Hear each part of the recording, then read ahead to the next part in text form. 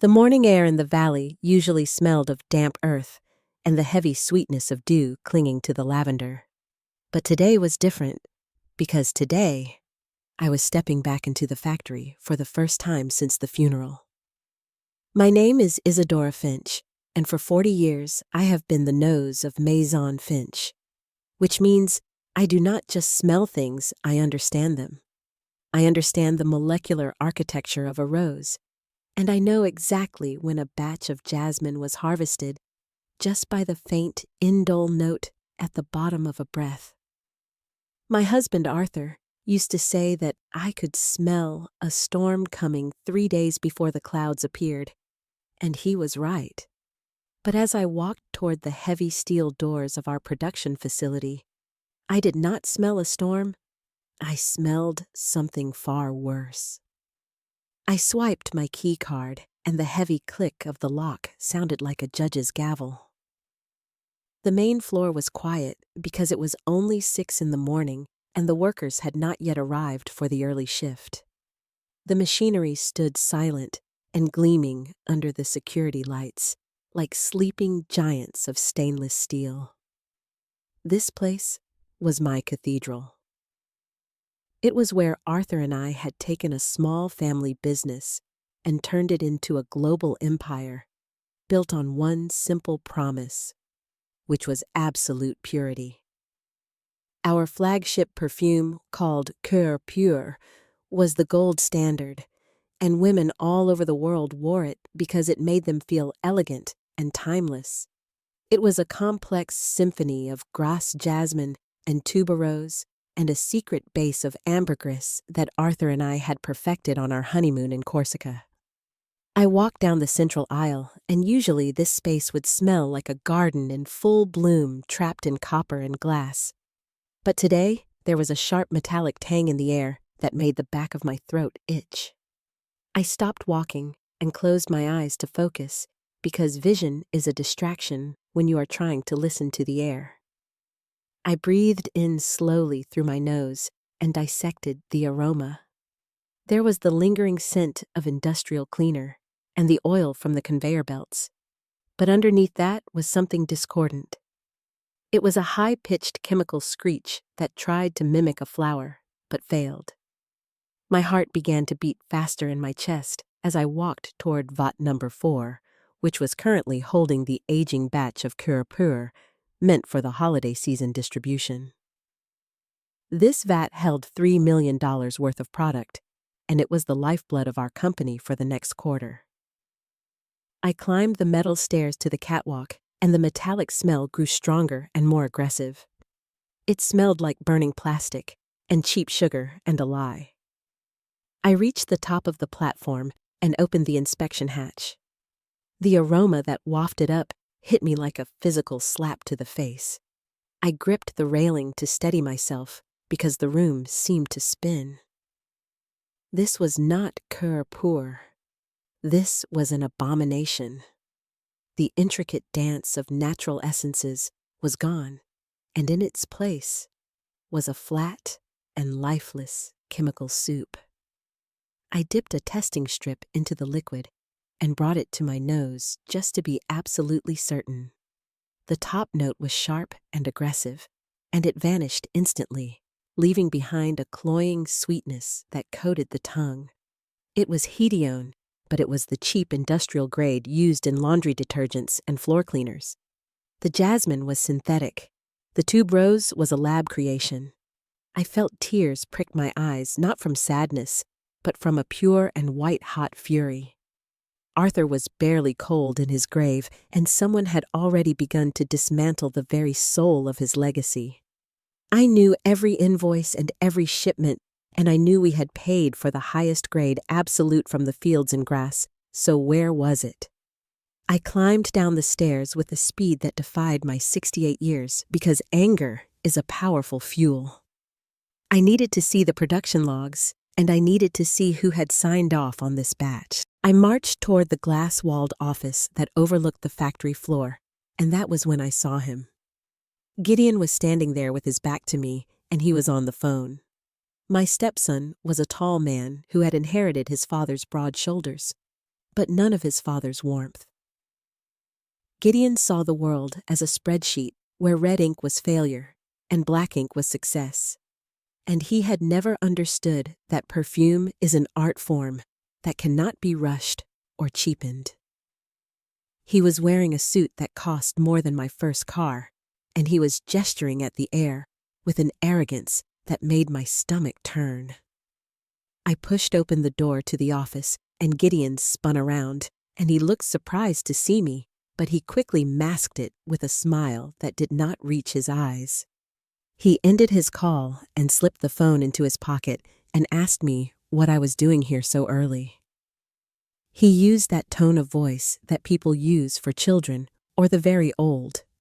It was a soft and patronizing tone that was meant to imply that I was lost or confused. I held up the testing strip and I told him that I knew what he had done.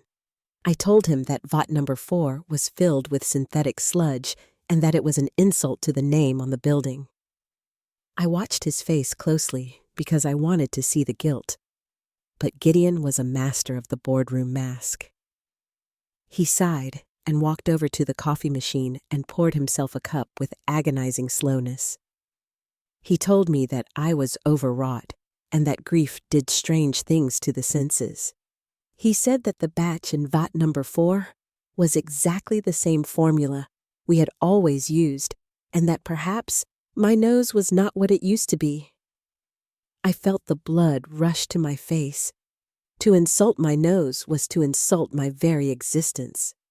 I told him that I could smell the difference between a rose grown in clay soil and a rose grown in sandy soil, and that I certainly knew the difference between real jasmine and a chemical compound made in a factory in New Jersey. I slammed the testing strip down on his desk, and I demanded to see the supply logs. I told him I wanted to see the invoices for the raw materials because I knew he had swapped them out. Gideon took a sip of his coffee and looked at me with a pity that chilled me to the bone. He told me that there was no swap and that he had personally overseen the production.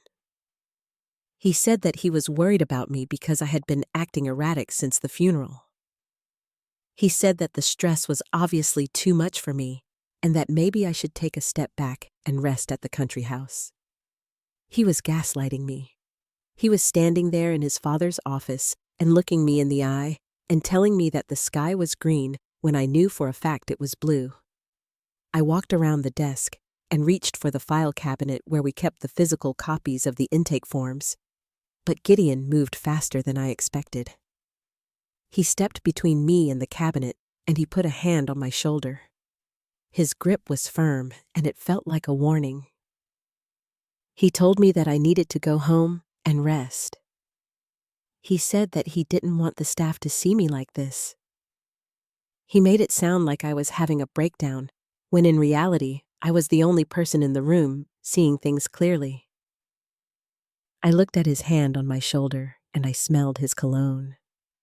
It was a custom blend I had made for him years ago for his 30th birthday, but underneath the sandalwood and cedar, I smelled something else. I smelled adrenaline. It is a sharp and metallic scent that leaks out of the pores when a human being is in a state of fight or flight. He was afraid.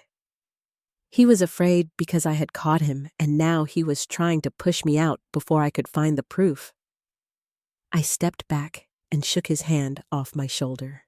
I told him that this was my company just as much as it was his, and that I was the majority shareholder until the will was fully probated. I told him that I would not let him sell this swill in our bottles. Gideon laughed then, and it was a dry and humorless sound.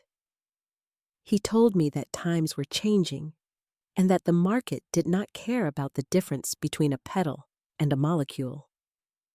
He said that our competitors were cutting costs, and that if we wanted to survive, we had to adapt. He admitted it without admitting it. He justified the betrayal as a business strategy. I looked at him, and I saw a stranger. I had known this boy since he was 10 years old.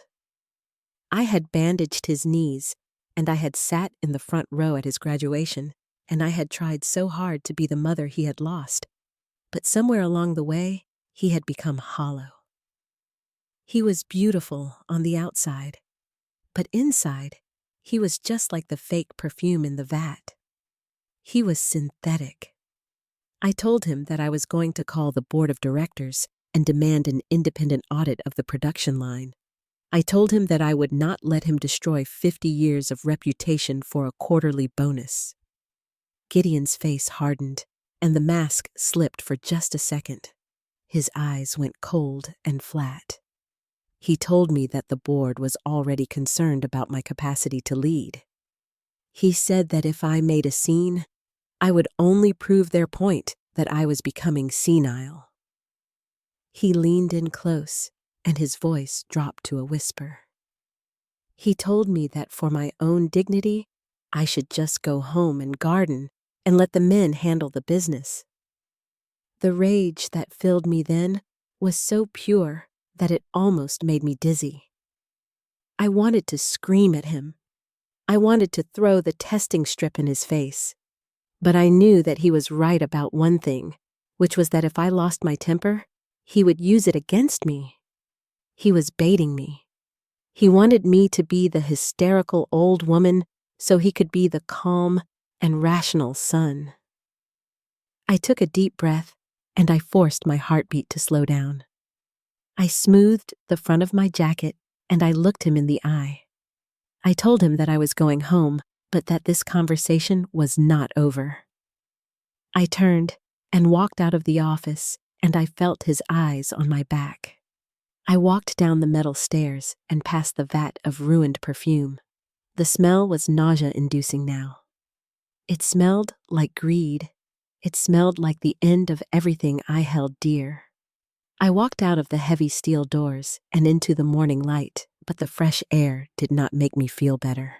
As I walked to my car, I realized that my hands were shaking. Gideon was not just cutting costs. He was making a power play. He had a plan, and I was the only obstacle in his way. I got into my car and looked back at the factory. It looked the same as it always had, with its ivy-covered walls and the tall chimney, but inside, it was rotting. I started the engine and drove away, but the smell followed me. It was stuck in my nose and on my clothes. It was the scent of betrayal, and once you smell it, you can never unsmell it. I knew then that I was in a war. Gideon thought I was old and fragile, and that I would just fade away into the background, but he had forgotten one thing. I was a Finch by marriage, but I was a survivor by nature. I drove down the winding road toward the estate, and my mind was racing.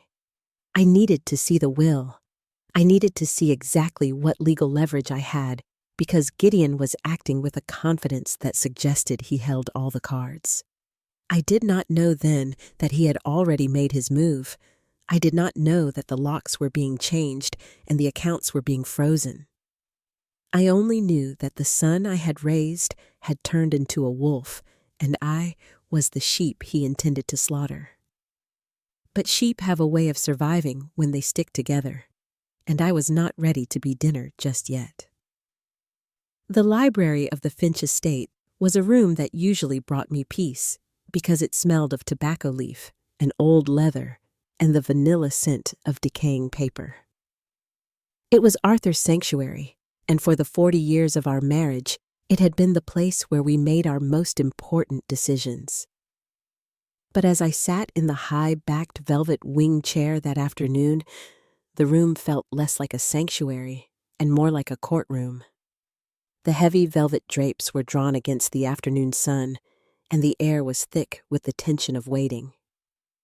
Mr. Pendergast sat behind Arthur's massive mahogany desk, and he looked small in the space that my husband had filled so effortlessly.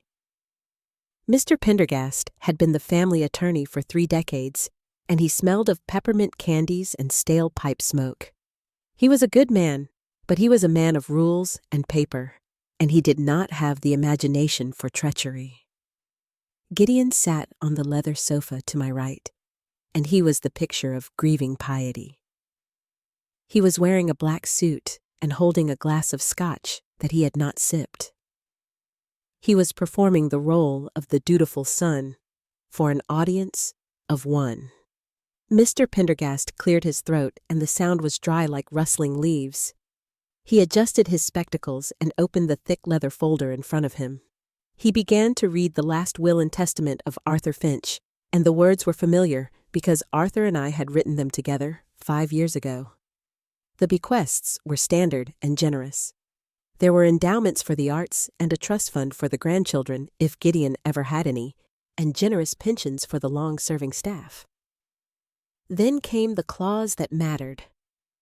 Mr. Pendergast read in his monotone voice that the controlling interest of Maison Finch, consisting of 51% of the voting shares, was to pass to me. I let out a breath I didn't know I was holding. It was done. The factory and the legacy and the name were mine to protect. I looked at Gideon, expecting to see anger or defeat, but instead, I saw a small and tight smile playing at the corners of his mouth. It was the smile of a poker player who knows he is holding a royal flush. Mr. Pendergast moved to close the folder, but Gideon leaned forward and placed his glass on the coaster with a deliberate clink. He spoke softly and apologized for the interruption, but said that there was an addendum. He reached into his briefcase and pulled out a single sheet of cream-colored paper enclosed in a plastic sleeve. He slid it across the desk toward the lawyer and said that his father had signed it 6 months ago during his last bout of illness. The room went very quiet. I felt a cold prickle on the back of my neck. Arthur had been ill 6 months ago, yes, but we had been together every moment of every day.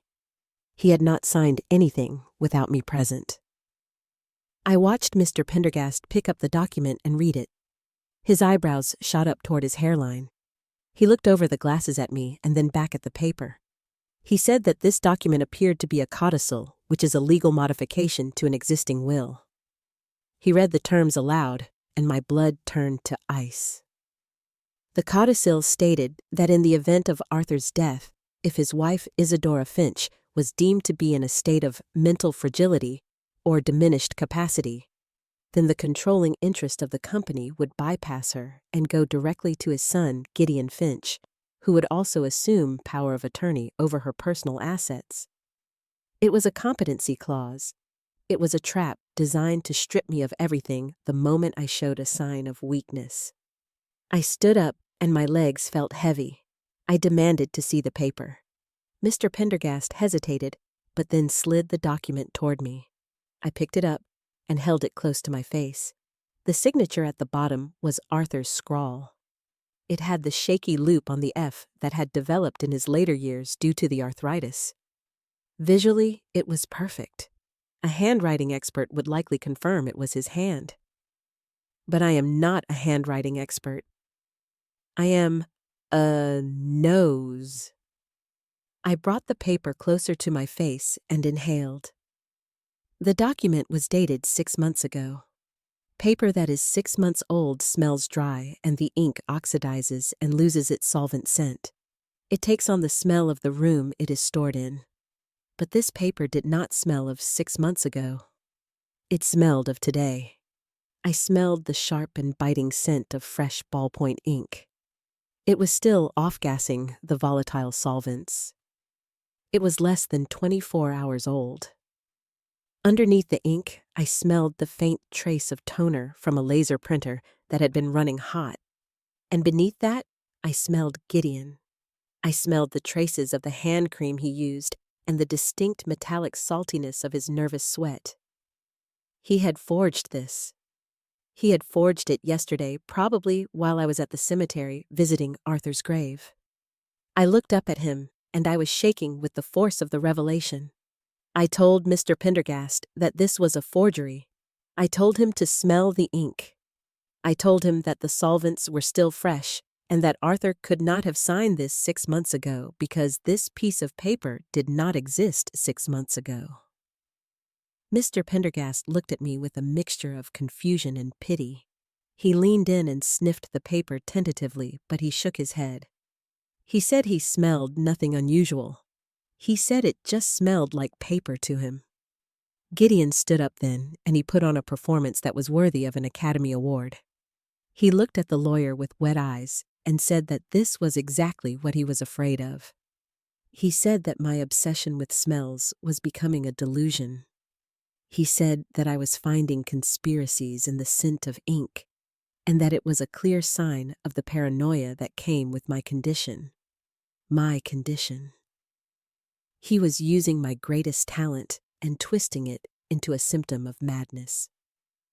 He was weaponizing my gift against me. I slammed the paper down on the desk. I told Mr. Pendergast that I would not accept this. I told him that I wanted a forensic analysis of the ink dating. Gideon sighed and shook his head. He said that of course they could do that if I insisted, but it would take months, and in the meantime, the company was in a fragile state and needed steady leadership. He suggested that we invoke the clause immediately to ensure stability while the legal details were sorted out. Mr. Pendergast looked torn. He respected me, but he was looking at a signed legal document and a woman who was screaming about the smell of a pen. He was a lawyer, and he followed the path of least resistance. He told me that for now he had to file the codicil with the probate court. He said that until a judge ruled otherwise, the clause was valid. If Gideon could demonstrate that I was unfit, then Gideon was in charge. I looked at my stepson, and I saw the triumph in his eyes. He had planned this perfectly. He knew that the more I fought him, the more hysterical I would seem. If I screamed about fake perfumes and smelly paper, I sounded crazy to the outside world. He had built a cage out of my own senses. I picked up my purse, and I stood as tall as my 5'4" frame would allow. I told Mr. Pendergast that he was making a mistake. I told him that Arthur would never have signed away my autonomy. Then I turned to Gideon. I spoke in a voice that was low and steady. I told him that ink dries, but the truth does not. I told him that he had made a fatal error because he had underestimated how hard I would fight. I walked out of the library and into the hallway. The house felt different now. It was no longer my home. It was a battlefield. I walked past the portraits of the Finch ancestors on the wall, and I felt like they were watching me. I needed to get out of the house. I needed fresh air. But as I reached for the handle of the front door, I hesitated. If I left now, Gideon would say I was wandering. If I stayed, he would say I was confused. I went to the kitchen instead. The staff were preparing dinner, and the smell of roasting garlic and rosemary usually made me hungry, but today it made my stomach turn. I needed to be careful. If Gideon was willing to forge a will, what else was he willing to do? I realized with a sudden jolt of fear that I was vulnerable. I lived in this massive house with only him and the staff he paid. I went up to my bedroom and locked the door. I sat on the edge of the bed and looked at the phone. I needed help. I needed someone who understood the science of what I was saying. I thought of the contacts I had in the industry, but most of them were retired or dead. And then I remembered Renard Dubois. He was my oldest rival. We had fought over contracts and flower fields for 30 years. He was a stubborn and cantankerous old goat, but he had a nose almost as good as mine. If anyone could understand the truth of a smell, it was him. But calling him would be dangerous. If Gideon checked the phone logs, he would know. I decided I had to wait. I had to play the game. I would pretend to be compliant. I would let Gideon think he had won while I looked for a way to prove the forgery. I undressed and got into bed even though it was only 6 in the evening. I needed to think, and I did my best thinking in the dark. Lying there in the silence, I smelled the lavender from the fields drifting in through the window. It was the smell of the land I loved. And underneath it, I smelled the faint chemical drift from the factory down the valley. The smell of the fake cœur pur. It was a reminder of what was at stake. I closed my eyes and made a vow to Arthur. I would not let them turn his legacy into a cheap commodity. I would expose Gideon even if I had to sniff out every lie he had ever told one by one. But as sleep finally took me, I did not know that the gaslight was about to be turned up and that my own mind was the next target. The house had always been a living thing to me, and for 40 years it had been a friendly creature. It was a grand old chateau built of limestone that breathed with the seasons. In the summer, it smelled of sun-baked stone and lavender, and in the winter, it smelled of wood smoke and damp wool. I knew every creak of the floorboards and every draft that whistled through the window frames. But in the days following the reading of the codicil, the house began to change. It turned against me. It became a cold and hostile stranger that watched me from the shadows. It started on a Tuesday night, 3 days after Gideon had unveiled his forged document. I had gone to bed early because the tension of living in the same house as my accuser was exhausting. I had locked my bedroom door, as had become my new habit, and I had fallen into a restless sleep. I woke up at 3 in the morning with a start. My heart was pounding, and my throat felt tight. I did not hear a noise, but my nose had alerted my brain to danger long before I was fully conscious. I smelled mercaptan. It is the chemical additive put into natural gas to give it that distinctive rotten egg smell because natural gas is odorless and silent and deadly. The smell was thick and heavy, and it was coming from the hallway. I sat up and the panic seized me. If the concentration was high enough, a single spark could turn the chateau into a crater. I grabbed my robe and fumbled with the lock on my door. I rushed out into the corridor, and the smell was stronger there. It was cloying and sulfurous. I ran down the grand staircase, holding the banister tight because my legs felt shaky. I followed the scent trail through the dining room and the pantry and into the main kitchen. The kitchen was dark, but the smell was overpowering. I flipped the light switch, and my eyes went immediately to the massive industrial gas range that we used for dinner parties. The dial for the front left burner was turned all the way to the open position, but there was no flame. The gas was hissing softly like a snake in the grass. I rushed forward and twisted the knob to the off position. My hands were trembling. I threw open the window above the sink to let the night air rush in. I was gasping for breath and trying to clear the sulfur from my lungs when the kitchen door swung open behind me. It was Gideon. He was wearing his silk pajamas, and he looked remarkably awake for 3 in the morning. He stood in the doorway and sniffed the air, and then he looked at me with wide eyes. He asked me what on earth I was doing. He asked if I was trying to kill us all. I turned to him, and the cool night air hit my back. I told him that I had woken up and smelled the gas. I told him that I came down and found it left on. Gideon walked over to the stove and inspected the dial, and then he looked at me with a tragic expression. He asked me gently if I had come down to make tea. He said that he had heard footsteps earlier, but he assumed I had gone back to bed. I stared at him, and I felt the ground shift beneath my feet.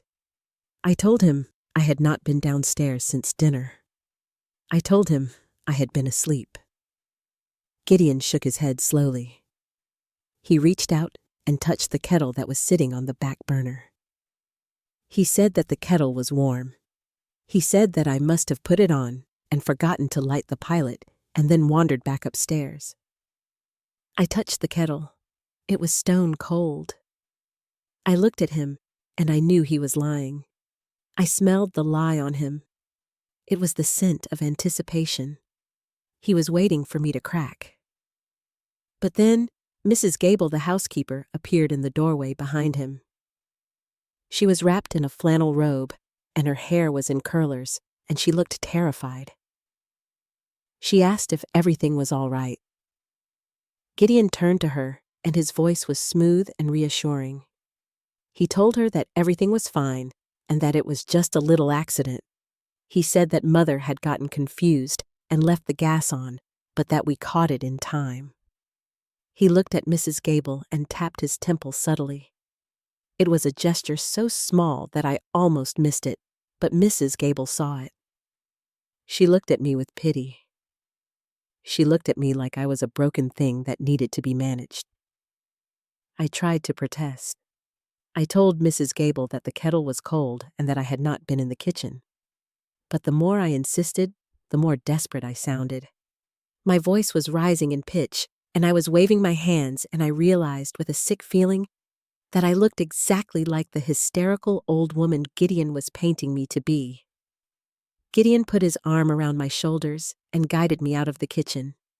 He told Mrs. Gable to open the rest of the windows and that he would take care of me. He led me up the stairs like a prisoner. The next day, the campaign of small terrors continued. I was in the sunroom trying to read a book on botany, but the words were swimming on the page. I heard a crash from the hallway. It was the sound of shattering porcelain. I ran out and saw my favorite Ming vase lying in 1,000 blue and white shards on the parquet floor. It was a vase that Arthur had bought for me in Hong Kong 30 years ago. Gideon was standing there with a dustpan in his hand. He looked up at me and sighed. He asked me why I had tried to move it. He said he had seen me walking down the hall and brushing against the table, and he had called out to me to be careful, but I hadn't stopped. I looked at the table. It was heavy oak. You would have to shove it with significant force to knock that vase over. I told him I had been in the sunroom for an hour. I told him I had not been in the hallway. Gideon just swept up the shards, and the sound of the porcelain scraping against the metal pan was like nails on a chalkboard. He said that forgetting things was normal at my age, but that the denial was worrying him. He said that maybe my spatial awareness was going. I went back to the sunroom, and I sat down, and I trembled. I checked my own memory. Was it possible? Could I have walked down the hall and forgotten it? The gaslight was working. I was starting to doubt the one thing I had always trusted, which was my own mind. I closed my eyes and breathed. I focused on the smells of the room. I smelled the lemon polish on the floor and the dust on the books. I anchored myself in the sensory reality. I knew who I was. I knew I had not knocked over that vase. But the staff was whispering. I could see it in the way the maid avoided my eyes when she brought my lunch. I could smell the fear on them. They were afraid of me because Gideon had told them I was dangerous. He was isolating me in my own home. That evening, Gideon knocked on my bedroom door. He came in without waiting for an answer. He was holding a pamphlet. He sat on the edge of my bed, and he looked at me with that same unbearable kindness. He told me that he had been doing some research. He said that given the incident with the gas and the vase, he was concerned about my safety. He said that he couldn't be here 24 hours a day to watch me. He handed me the pamphlet. It was a glossy brochure for a place called Tranquil Meadows. The cover showed smiling elderly people sitting in a garden. It looked like a resort, but I knew what it was. It was a high-end warehouse for the unwanted. It was a place where inconvenient relatives were parked until they died. Gideon said that the doctor was coming tomorrow to do a cognitive assessment. He said it was just a formality, but that if the doctor agreed, we should consider a trial stay at Tranquil Meadows. Just for a few weeks, he said. Just until I felt more like myself. I looked at the pamphlet and I smelled the glossy paper. It smelled of chemicals and bleach. I looked up at Gideon and I saw the predator behind the mask. He was not going to wait for the courts. He was going to have me committed. He was going to use the doctor to rubber stamp his diagnosis of dementia, and then he would lock me away and sell the company before the ink was dry on the admission papers. I placed the pamphlet on the nightstand. I kept my voice very calm. I told him that I would see the doctor. I told him that I was fine and that the assessment would prove it. Gideon smiled and patted my hand. He said he admired my spirit. He said he hoped I was right. But as he walked to the door, he stopped and turned back. He asked me if I remembered where I put my passport. He said he had been looking for it in the safe, and it was gone. He was doing it again. He was planting the seed of another lost object. I told him my passport was in the drawer of my vanity. He just nodded and said he would check, but he looked doubtful. When he left, I rushed to the vanity and tore open the drawer. The passport was gone. I stood there in the center of my room, and I felt the walls closing in. He had taken my passport. He was systematically stripping me of my identity and my freedom. I realized then that I could not win this game by playing by his rules. If I stayed here and waited for the doctor, I would lose. Gideon controlled the narrative. He controlled the environment. And he probably controlled the doctor. I needed to escape, but I couldn't just run out the front door. He would have the gate code changed. He would have the staff watching me. I needed a plan, and I needed it fast, because I had less than 24 hours before the doctor arrived. I went to the window and looked out at the estate. The moon was rising over the lavender fields. The scent of the flowers was faint, but it was there. It was the smell of home. And I decided then and there that I would burn this whole house down before I let him take it from me. I sat down at my desk and I wrote a letter. It was not a suicide note. It was a statement of facts. I wrote down everything about the fake perfume and the forged will and the gaslight. I folded it and hid it inside the lining of my winter coat. If they took me away, I wanted to make sure that someone would find the truth eventually. But as I hid the letter, I smelled something on the collar of the coat. It was a faint trace of tobacco. Gideon didn't smoke, but the man who ran the security for the estate did. My heart sank. Gideon had the security chief in his pocket too. I was truly alone. I turned off the light and lay in the dark and listened to the house settling. I heard footsteps in the hall outside my door. They stopped and then moved on. He was patrolling. He was waiting. And tomorrow, he was coming for the kill. The sun rose over the Finch estate with a cruel and cheerful brightness that felt like a mockery of the darkness in my own mind. I had slept in my clothes, sitting in the armchair by the window, watching the driveway for the arrival of the doctor, but the driveway remained empty. The appointment was set for noon, which meant I had 4 hours. 4 hours to find something tangible that I could show to an outsider to prove that I was not losing my mind. I washed my face with cold water, and the shock of it helped to clear the fog of sleeplessness. I looked at myself in the mirror, and I saw the dark circles under my eyes and the gray pallor of my skin. I looked exactly like what Gideon wanted me to be. I looked frail. I applied a touch of rouge and a dab of bergamot oil to my wrists, because bergamot is the scent of clarity and energy, and I needed both in desperate quantities. I slipped out of my room, and the house was quiet. The staff were in the kitchen preparing breakfast, and the smell of toasted bread and brewing coffee drifted up the stairs, but I had no appetite. I needed to get to the orangery. The orangery was a glass-walled structure on the south side of the grounds that Arthur had converted into my private laboratory 30 years ago. It was where I kept the master formulas. We called them the cookbooks. They were hand-bound leather journals containing the exact ratios of every perfume Maison Finch had ever produced, including the real cœur pur. If Gideon was swapping out ingredients, he would have to alter the official records to match the invoices, or he would be liable for fraud. If I could get my hands on the current production log, which I kept in the safe in the orangery, I could prove the discrepancy. I could prove that the jasmine absolute on the label was actually a synthetic chemical called hedione.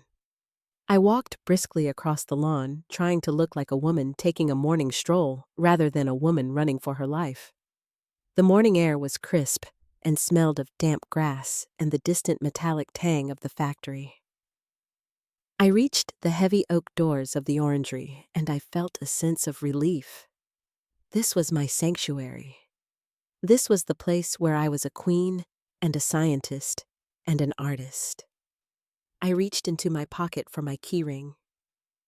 I selected the small brass key that opened the side door. I slid it into the lock and turned it.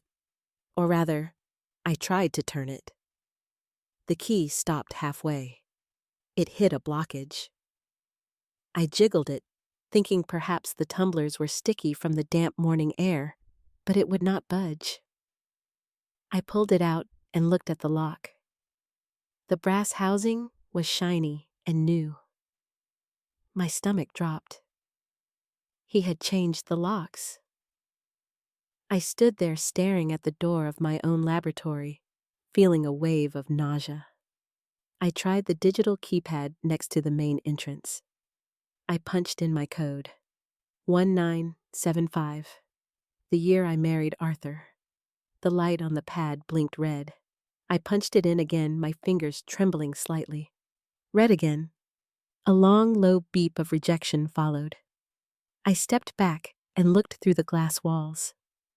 The interior of the orangery was dimly lit, but I could see my perfume organ. It is a tiered desk where hundreds of small vials of essential oils are arranged in a semicircle, like the pipes of a church organ. It stood there in the shadows calling to me. But between me and my life's work was a pane of reinforced glass and a lock I could not open. Then I heard the crunch of gravel behind me. I did not need to turn around to know who it was. I smelled him before I heard him. I smelled the crisp scent of dry cleaning starch and the peppermint of his toothpaste. Gideon. I turned slowly. He was standing on the path, his hands in the pockets of his cashmere coat. He looked at the door and then at me, and he shook his head with a sadness that made me want to scream. He asked me what I was doing out here so early. He asked if I was looking for something. I held up my useless key. I kept my voice steady, though it cost me every ounce of will I possessed. I asked him why my key did not work. I asked him why the code had been changed. Gideon sighed and walked closer. He stood between me and the door, effectively blocking my path. He told me that after the incident with the gas stove last night, he had done some thinking. He said that the orangery was full of volatile chemicals, ethanol and aldehydes and flammable oils. He said that if I was having trouble remembering to turn off a stove in the kitchen, he could not in good conscience let me be alone in a room full of explosives. He called it a safety precaution. He said it was for my own protection. I looked at him and I laughed. It was a sharp and bitter sound. I told him that he was very clever. I told him that I knew he wasn't worried about fire. I told him he was worried about what I would find in the safe. I told him I knew he was cooking the books. Gideon's expression did not change. He just looked at me with that maddening pity. He told me that there were no cooked books. He said that the safe contained only old journals and sentimental trinkets. He said that my obsession with this conspiracy was a symptom of my decline. He said that the doctor would explain it all to me later. He reached out and gently took the brass key from my hand. I was so stunned by his audacity that I let him take it. He slipped it into his pocket. He said that he would keep it safe for me until I was well again, until I was stable. I looked at the glass wall of the orangery one last time. I saw a movement inside. It was faint, just a shadow shifting in the back room where the filing cabinets were. I squinted. Someone was inside. I pointed at the glass. I shouted that there was someone in there. I told him to look. Gideon didn't even turn his head. He kept his eyes locked on mine. He said there was no one there, Mother. He said the building was empty. He said I was seeing things again, just like I imagined the smell of the ink. But I knew what I saw. And more importantly, I smelled something drifting from the ventilation grate near the ground. It was a smell that did not belong in a perfumery. It was the smell of bleach. Strong, industrial bleach. Why would someone be bleaching my lab? Unless they were destroying evidence. Unless they were scrubbing the ink from the pages or destroying the old labels. I looked at Gideon and I realized the depths of his thoroughness. He wasn't just locking me out. He was sanitizing the past. He was having someone destroy the records while he kept me distracted on the lawn. I felt a sudden fierce desire to smash the glass with a rock. I wanted to break in and drag the truth out into the light. But I looked at Gideon's face and I saw the anticipation. He wanted me to get violent. He wanted me to throw a rock. If I broke a window, the doctor would arrive to find me amidst shattered glass, screaming about conspiracies. It would be the final nail in my coffin. I took a deep breath. I forced my hands to unclench. I told him that he was right. I told him that maybe I was just tired. I lied. I lied with my voice and my body language, but I could not lie with my scent. I knew he could probably smell the cortisol spiking in my sweat, but to him it would just smell like fear. And he liked my fear. I told him I would go back to the house and get ready for the doctor. Gideon smiled, and it was a genuine smile this time because he thought he had broken me. He offered me his arm to walk back to the house. I looked at his arm wrapped in the expensive wool of his coat, and I felt a wave of revulsion. I told him I could walk myself. I turned and walked away from the orangery. I walked away from my life's work. But as I walked, I did not go back to the house immediately. I took a detour through the rose garden. I needed to think. The direct path to the evidence was blocked. The lab was a fortress. The factory was hostile territory. The house was a prison. I sat on a stone bench surrounded by the dying blooms of the autumn roses. They smelled faint and dusty. I closed my eyes and tried to think like a nose. When a scent is too complex, when it is overwhelmed by noise, you have to isolate the notes. You have to find the base note. What was the base note of Gideon's plan? Greed. Yes. But also speed. He was moving very fast. Why? Why the rush? If he had the forgery and he had the power, why risk everything with these dramatic accidents? Why bring the doctor in today? It struck me then. The gala. The 100th anniversary gala was next week. It was the biggest event in the company's history. Investors from all over the world were coming. If I was still in charge, I would be making the speech. I would be meeting the buyers. Gideon needed me gone before the gala. He needed to be the one on that stage announcing the new direction of the company. He needed to sign the deal with the conglomerate before anyone realized the product was fake. That was his timeline. He had 7 days. I opened my eyes. 7 days was not a long time, but it was enough. If I couldn't get the papers, I needed a person. Papers can be shredded and files can be bleached, but people are harder to erase. I thought of the staff at the factory.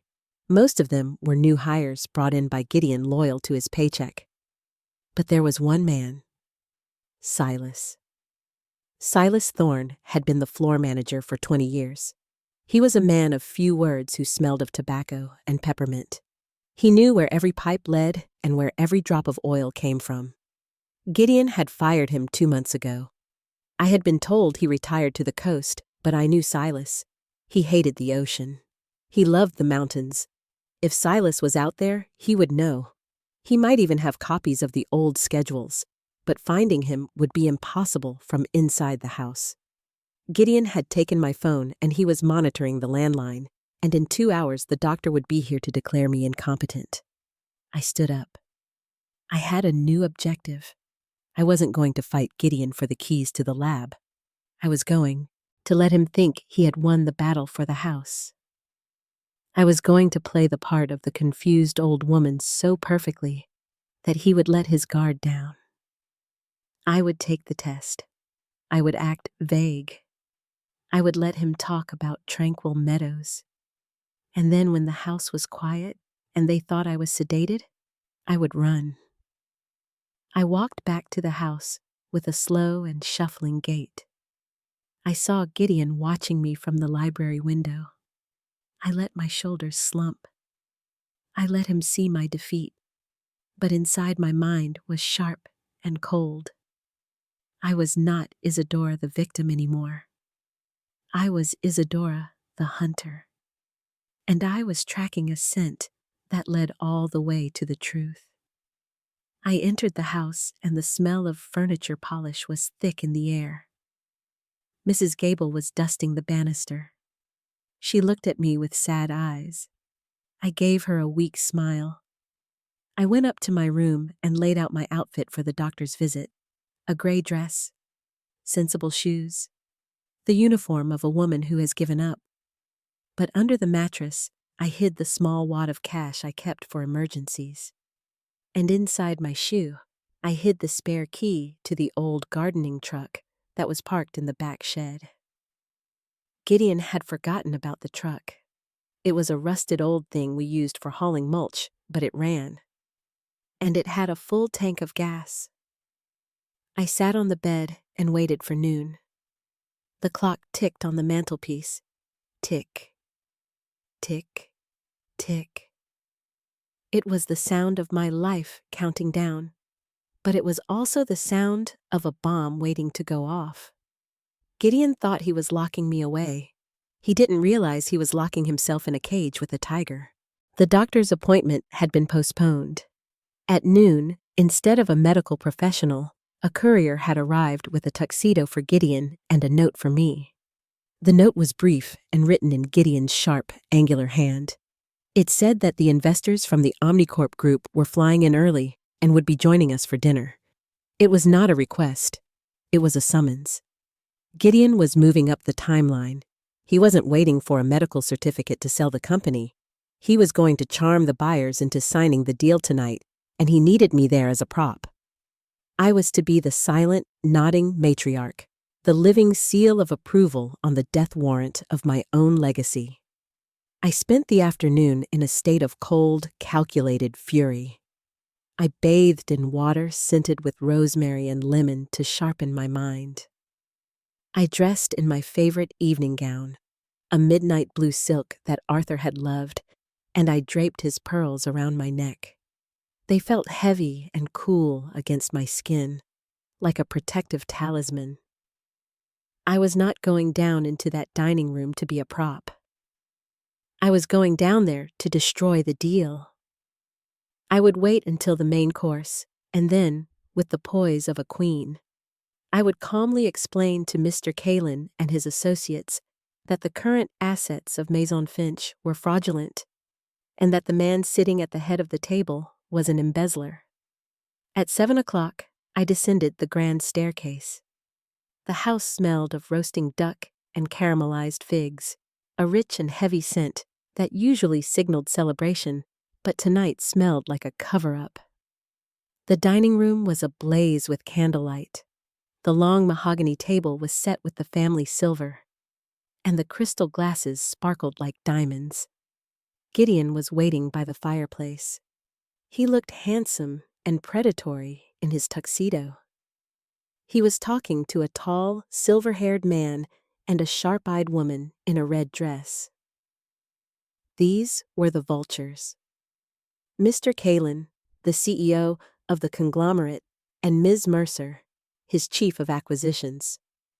They smelled of expensive, soulless things. His cologne was a generic mass-market sports scent that cost a fortune but had no heart. And hers was a powdery iris that was too strong, intended to dominate a room rather than seduce it. Gideon saw me and smiled.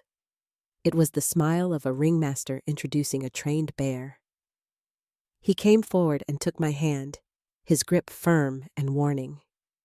He introduced me to the guests. Mr. Kalin kissed my hand and murmured something about the honor of meeting a legend. I looked him in the eye and saw only calculation. He wasn't looking at a legend, he was looking at a depreciating asset. "Mother," Gideon said, his voice dripping with solicitude. "You look tired. I took the liberty of asking Mrs. Gable to brew you a cup of your special herbal blend, just to settle your nerves before we eat." He gestured to a side table where a delicate porcelain cup sat on a saucer. Steam curled up from it, carrying the strong, medicinal scent of valerian root and peppermint. I hesitated. I knew that scent. I drank it occasionally when insomnia struck. It was pungent enough to mask almost anything. "I think I'll have wine," I said, my voice steady. Gideon's smile didn't waver, but his eyes hardened. "Now, Mother, remember what the doctor said about alcohol and your medication. Please, for me." The room went silent. The guests were watching. If I refused, I would look difficult, perhaps even erratic. If I drank it, I played the part of the compliant invalid. I looked at the cup. I leaned in slightly. I smelled the peppermint, the earthy funk of the valerian. I did not smell anything else. No bitter almond of cyanide, no metallic tang of arsenic. Whatever he had put in there, if anything, was odorless or buried deep under the herbs. I decided to take the risk. I needed to appear cooperative so that when I dropped the bomb about the fraud, they would believe me. I picked up the cup. I took a sip. It was hot and strong. I took another. Gideon watched me swallow, and for a split second, I saw his shoulders relax. That should have been my warning. We sat at the table. The first course was a lobster bisque. The conversation was light and meaningless. Mr. Kalin spoke about the synergy of merging our brands. Ms. Mercer complimented the house. I waited. I was biding my time. "The history of Maison Finch is one of purity," Gideon said, raising his glass of wine. "We have never compromised on ingredients. That is what you are buying, the integrity of the process." That was my cue. I placed my spoon down. The silver clicked against the china, a sharp sound that cut through the chatter. "That is an interesting choice of words, Gideon," I said. I turned to Mr. Kalin. "Integrity. It is a word my husband valued above all else, which is why I feel it is my duty to inform you that the integrity of our current stock is compromised." I felt a sudden wave of heat wash over me. It started at the base of my skull and rolled down my spine. My tongue felt suddenly thick in my mouth. "Mother," Gideon said, his voice low. "Please." "No," I said, pushing through the heat. "I will not be silent. The jasmine. The jasmine in Vot 4. I tried to say synthetic, but the word got stuck. My lips felt numb, as if I had been to the dentist. The room gave a sudden, violent lurch to the left. I grabbed the edge of the table to steady myself. The candlelight smeared into long, blurry streaks. "Is she all right?" Ms. Mercer asked, her voice sounding like it was coming from underwater. I am fine," I tried to say, but it came out as a slur. "I am just... the tea." I looked at Gideon. He was sitting perfectly still, watching me with a look of tragic resignation. He hadn't used a poison. He had used a muscle relaxant, or a powerful benzodiazepine. Something that didn't kill, but disconnected the brain from the mouth. He had hidden it under the valerian, knowing the heavy root smell would cover the chemical dust. "I apologize," Gideon said to the guests, his voice heavy with sorrow. "Her condition has been deteriorating rapidly this week. The confusion, the sundowning, it's very difficult." "I am not confused," I shouted, or I thought I shouted. In reality, it was a garbled moan. I tried to stand up, to assert my dignity, but my legs were made of lead. I swayed and knocked over my water glass. The cold water soaked the tablecloth, spreading like a dark stain. "Oh dear," Mr. Kalin said, pulling back his chair. He looked at me with open pity now. The respect was gone. He saw a drooling, stumbling old woman who couldn't hold her liquor or her bladder. "I think it's time for bed, Mother," Gideon said. He was at my side instantly. He gripped my arm, his fingers digging into the soft flesh. "I've got you."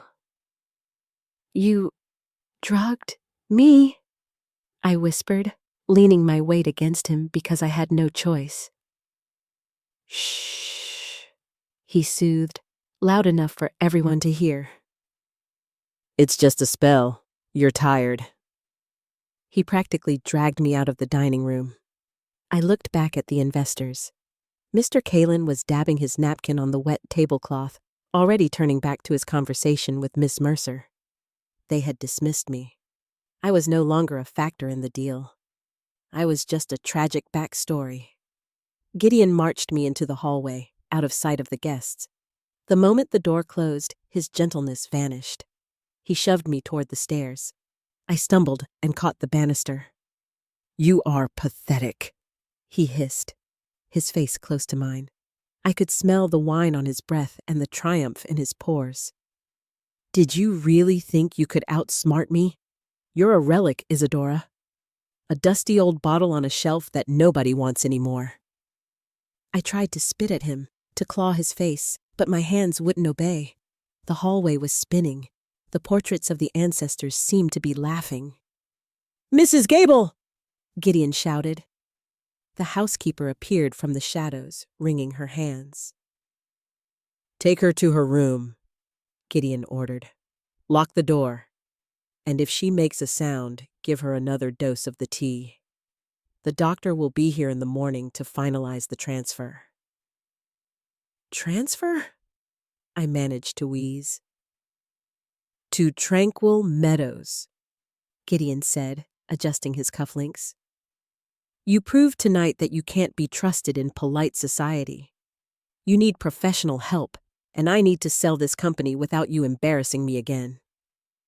Mrs. Gable took my other arm. She was crying silently. I could smell her tears, salty and metallic. She knew this was wrong, but she was afraid for her job. She was afraid of him. They half carried me up the stairs. My feet dragged on the carpet. I felt a tear slide down my own cheek. It wasn't a tear of sadness. It was a tear of pure, impotent rage. He had taken my voice. He had taken my dignity. And tomorrow, he was going to take my freedom. I was deposited onto my bed. The door clicked shut. I heard the lock turn. I lay there in the dark, the silk dress bunched around me, paralyzed by the chemistry in my blood. I could hear the laughter from the dining room downstairs. They were toasting. They were celebrating the end of Isadora Finch. But as I lay there, fighting the darkness pulling me under, I focused on one thing: the smell of Gideon's triumph. It was premature. He had made a mistake. He had left me alive.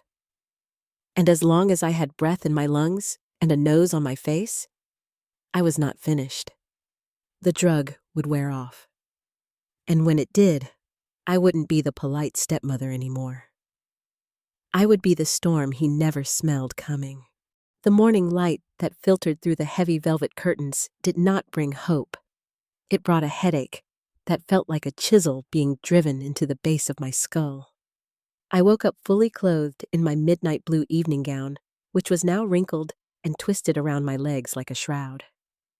My mouth tasted of cotton and bitter metal, which was the lingering aftertaste of the sedative Gideon had slipped into my tea. I tried to sit up, but the room tilted dangerously, and I had to grip the mattress to keep from falling off the edge of the world. I was not just hungover, I was chemically subdued. My limbs felt heavy and disconnected from my brain, as if I were operating a puppet with tangled strings. I looked at the clock on the bedside table, and it was 10 in the morning. I had lost 12 hours. 12 hours in which Gideon had likely finalized the deal with the investors, while I lay here drooling on my pillow. The lock on my door clicked. It was a sharp and mechanical sound that signaled the start of the next act in Gideon's play. The door opened and my stepson walked in. He was fresh and groomed and smelled of sandalwood and victory. Behind him walked a man I did not know. He was short and balding with a nervous energy that made him twitch. He carried a black leather medical bag, and he smelled of antiseptic and stale cigarette smoke and something else. Something sour and desperate. Gideon introduced him as Dr. Vane. He said that Dr. Vane was a specialist in geriatric cognitive decline, and that he was here to assess my fitness. I looked at Dr. Vane, and I did not see a specialist. I saw a man who bought his suits off the rack and wore a watch that was too expensive for a doctor on a hospital salary. He smelled of debt. It is a distinct scent composed of stress sweat and the musk of a man who is constantly looking over his shoulder. Gideon had bought him. I was certain of it. Dr. Vane pulled a chair close to the bed and clicked a pen. He did not look me in the eye. He looked at my forehead or my chin, but never my eyes. He asked me to state my name and the date. My tongue felt thick, but I forced the words out. I told him my name was Isadora Finch. I told him the date. I told him that I was the owner of this house and that I was being held against my will. Dr. Vane scribbled on his clipboard. He asked me to count backward from 100 by sevens. I started to do it. 93, 86, 79. But at 72, I faltered because a wave of nausea rolled over me. I closed my eyes to steady myself. Gideon sighed loudly from the doorway. He told the doctor that this was typical. He said that I often lost my train of thought and became confused when pressed. He said that last night I had become violent and delusional at a dinner party. I snapped my eyes open. I looked at the doctor and told him that I was drugged. I told him to take a blood sample. I told him that if he tested my blood right now, he would find benzodiazepines that I did not prescribe for myself. Dr. Vane paused. He looked at Gideon. Gideon just nodded slowly and sadly. Dr. Vane turned back to me and shone a penlight into my eyes. The light was blinding and painful. He told me that paranoia was a common symptom of the condition. He said that patients often believed their caregivers were poisoning them. He said it was a projection of their own internal chaos. He didn't take any blood. He didn't check my blood pressure. He didn't ask me about my medical history. He just wrote on his paper. Tick, tick, tick. Every check mark was a bar in the cell they were building for me. Then he did something that made my skin crawl. He leaned in close to check my pulse, and I smelled him properly. Under the smoke and the antiseptic was the smell of a woman's perfume. It was cheap and floral, and it clung to his collar. And beneath that was the smell of bourbon. At 10 in the morning.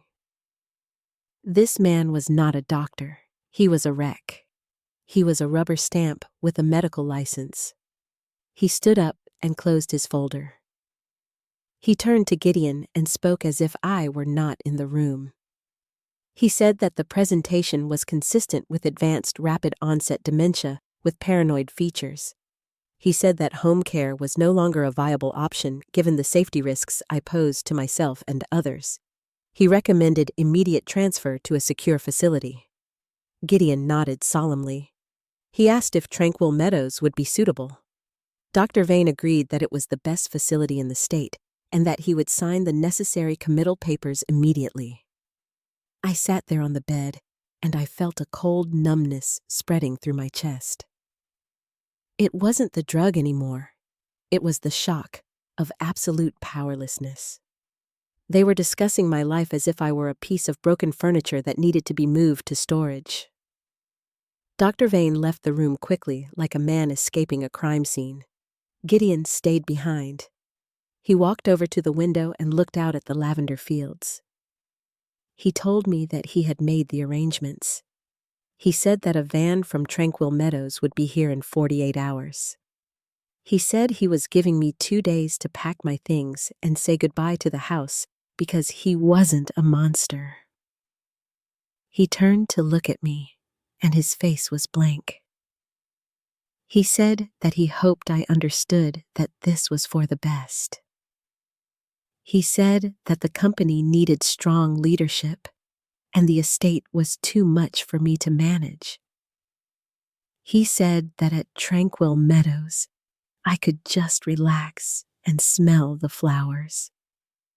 I looked at him, and I saw the boy I had raised. I saw the shadow of the husband I had loved, and I realized that both of them were dead. The thing standing in front of me was a creature of pure ambition. I asked him one question.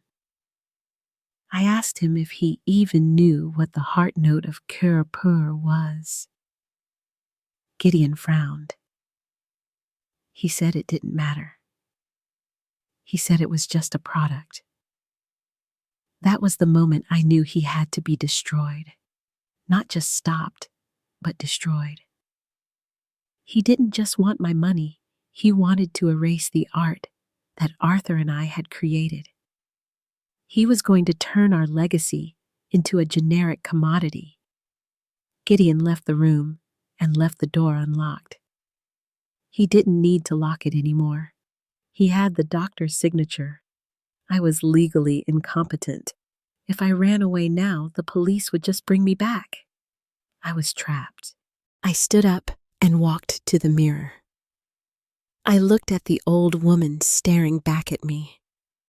Her hair was messy, and her dress was ruined, and her eyes were red. I looked like a victim. But then I leaned closer to the glass. I breathed in deep. I smelled the bergamot I had applied yesterday. It was faint, but it was still there. The scent of clarity. I had 48 hours, 2 days. It wasn't much time, but it was enough to disappear. If I stayed, I would die in a white room, smelling of bleach and urine. If I ran, I might lose everything, but at least I would be free. I began to strip off the ruined evening gown. I put on sturdy trousers and a wool sweater. I moved mechanically, but my mind was racing. I needed money. I needed a vehicle. And I needed the evidence. The evidence was still in the orangery locked in the safe. I couldn't get into the orangery. Gideon had the key. But then I remembered something. The ventilation system. The orangery was built in the 19th century, but Arthur had retrofitted it with a modern climate control system for the flowers. The intake vents were large enough for a person to crawl through, if that person was small and desperate. I wasn't going to pack my bags for tranquil meadows. I was going to pack a survival kit. I found my old hiking backpack in the back of the closet. I put in a change of clothes, a flashlight, a bottle of water, and a small knife. I took the wad of cash from under the mattress. I sat on the floor with my back against the wall and waited for nightfall. The house was silent. The staff were avoiding the upstairs hallway because they knew what was happening. They were ashamed. I was the ghost in the attic. As the sun began to set, the shadows lengthened across the floor. I felt a strange calm settle over me. It was the calm of having nothing left to lose. Gideon thought he had won. He thought the game was over. But he had forgotten the first rule of perfumery. The volatile notes evaporate first, but the base notes, the heavy resins, and the deep woods, they last forever. I was a base note. I was stubborn and thick, and I would linger long after he thought I was gone. I waited until the grandfather clock in the hall chimed midnight. Then I opened my door. The hallway was empty. I could smell Gideon's cigar smoke coming from the library downstairs. He was celebrating. Good. Let him get drunk on his victory. I crept down the back stairs, the servants' stairs, that Gideon never used because they were too narrow for his ego. I slipped out the kitchen door and into the cool night air. The wind was blowing from the north, carrying the scent of rain. I looked toward the orangery. It glowed faintly in the moonlight. My destination. I wasn't leaving this estate without the proof. I was going to crawl through the dirt and the ducks to get it. And then I was going to run.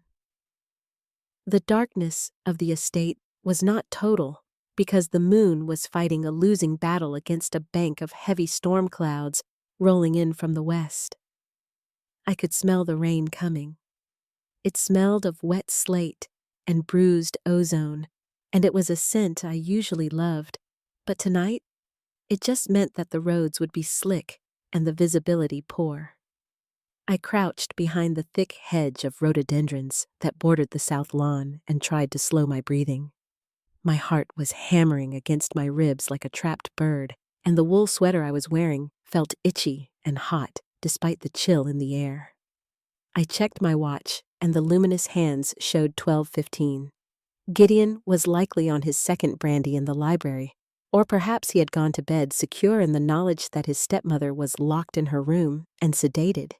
He did not know that I had picked the lock of my bedroom door with a hairpin 30 years ago, when Arthur lost the key, and I had never forgotten the trick. He also did not know that the sedative he gave me was mostly neutralized by the charcoal tablets I had swallowed immediately after dinner. I was not groggy anymore. I was terrified, but I was awake. I moved across the open stretch of lawn toward the orangery. I stayed low, keeping to the shadows of the topiaries. The wet grass soaked through my trousers and the cold seeped into my knees, but I did not stop. I reached the side of the glass building and pressed my back against the brick foundation. The ventilation intake was hidden behind a trellis of climbing roses. The thorns tore at my jacket as I pushed the vines aside, but I did not feel the pain. I found the grate. It was an iron grid set into the brickwork near the ground. I pulled a small screwdriver from my pocket, which I had taken from a repair kit in the kitchen drawer. The screws were rusted and stubborn. I leaned my weight into the handle and grunted softly as the first screw gave way with a screech of protesting metal. I froze and waited. The silence of the night remained unbroken, save for the hoot of an owl. I turned the second screw and then the third. Finally, the grate came loose, and I set it gently on the grass. The opening was dark and smelled of dust and dry rot and the metallic tang of galvanized steel. It was a tight squeeze. I am a small woman, but I am not a contortionist. I pushed my backpack in first, and then I lay on my stomach and wriggled into the hole. The metal was cold against my stomach, and the air was stale. I crawled forward on my elbows, dragging my body through the narrow tunnel. It was claustrophobic and dark, and for a moment I felt a wave of panic rising in my throat. I imagined getting stuck here and dying in the wall like a rat, but then I smelled it. A faint draft coming from the vent ahead carried the scent of rose absolute and alcohol. It was the smell of my lab. It was the smell of my life. I pushed forward until I reached the interior vent cover. This one was held in place by simple clips. I pushed it open and tumbled out onto the floor of the prep room. I lay there for a moment, gasping for breath. The room was dark, but the moonlight filtering through the glass roof turned everything into a ghostly silver. I stood up and brushed the dust from my clothes. The air in here was different than usual. As I had suspected earlier, it smelled heavily of industrial bleach. Gideon had ordered a deep clean. He was trying to scrub away the history of the place. I moved quickly to the main workroom. My perfume organ stood in the shadows like a silent witness. I walked past it to the large steel safe in the corner.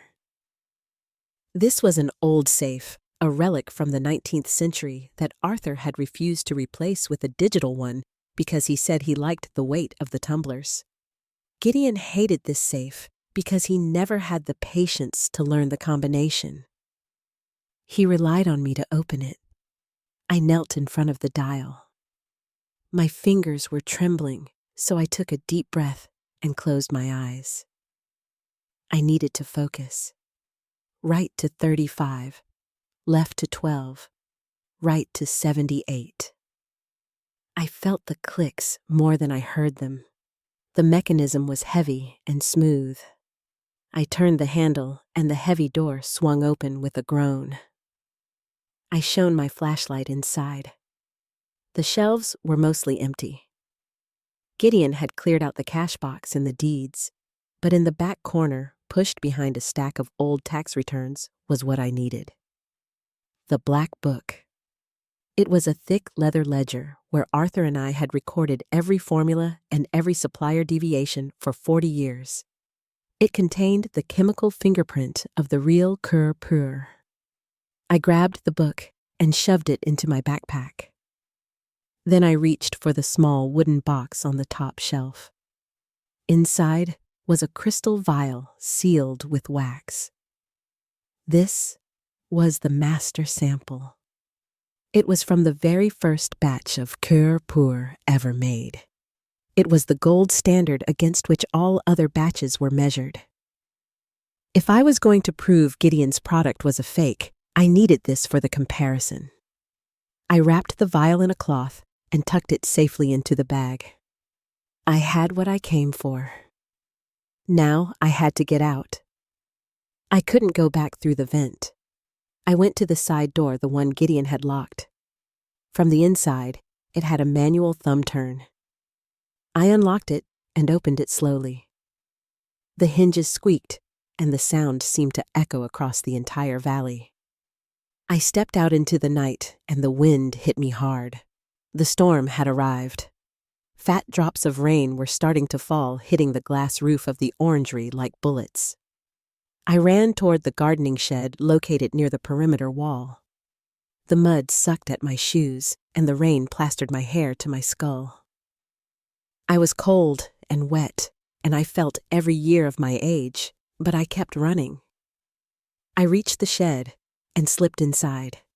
It smelled of gasoline and fertilizer and old oil.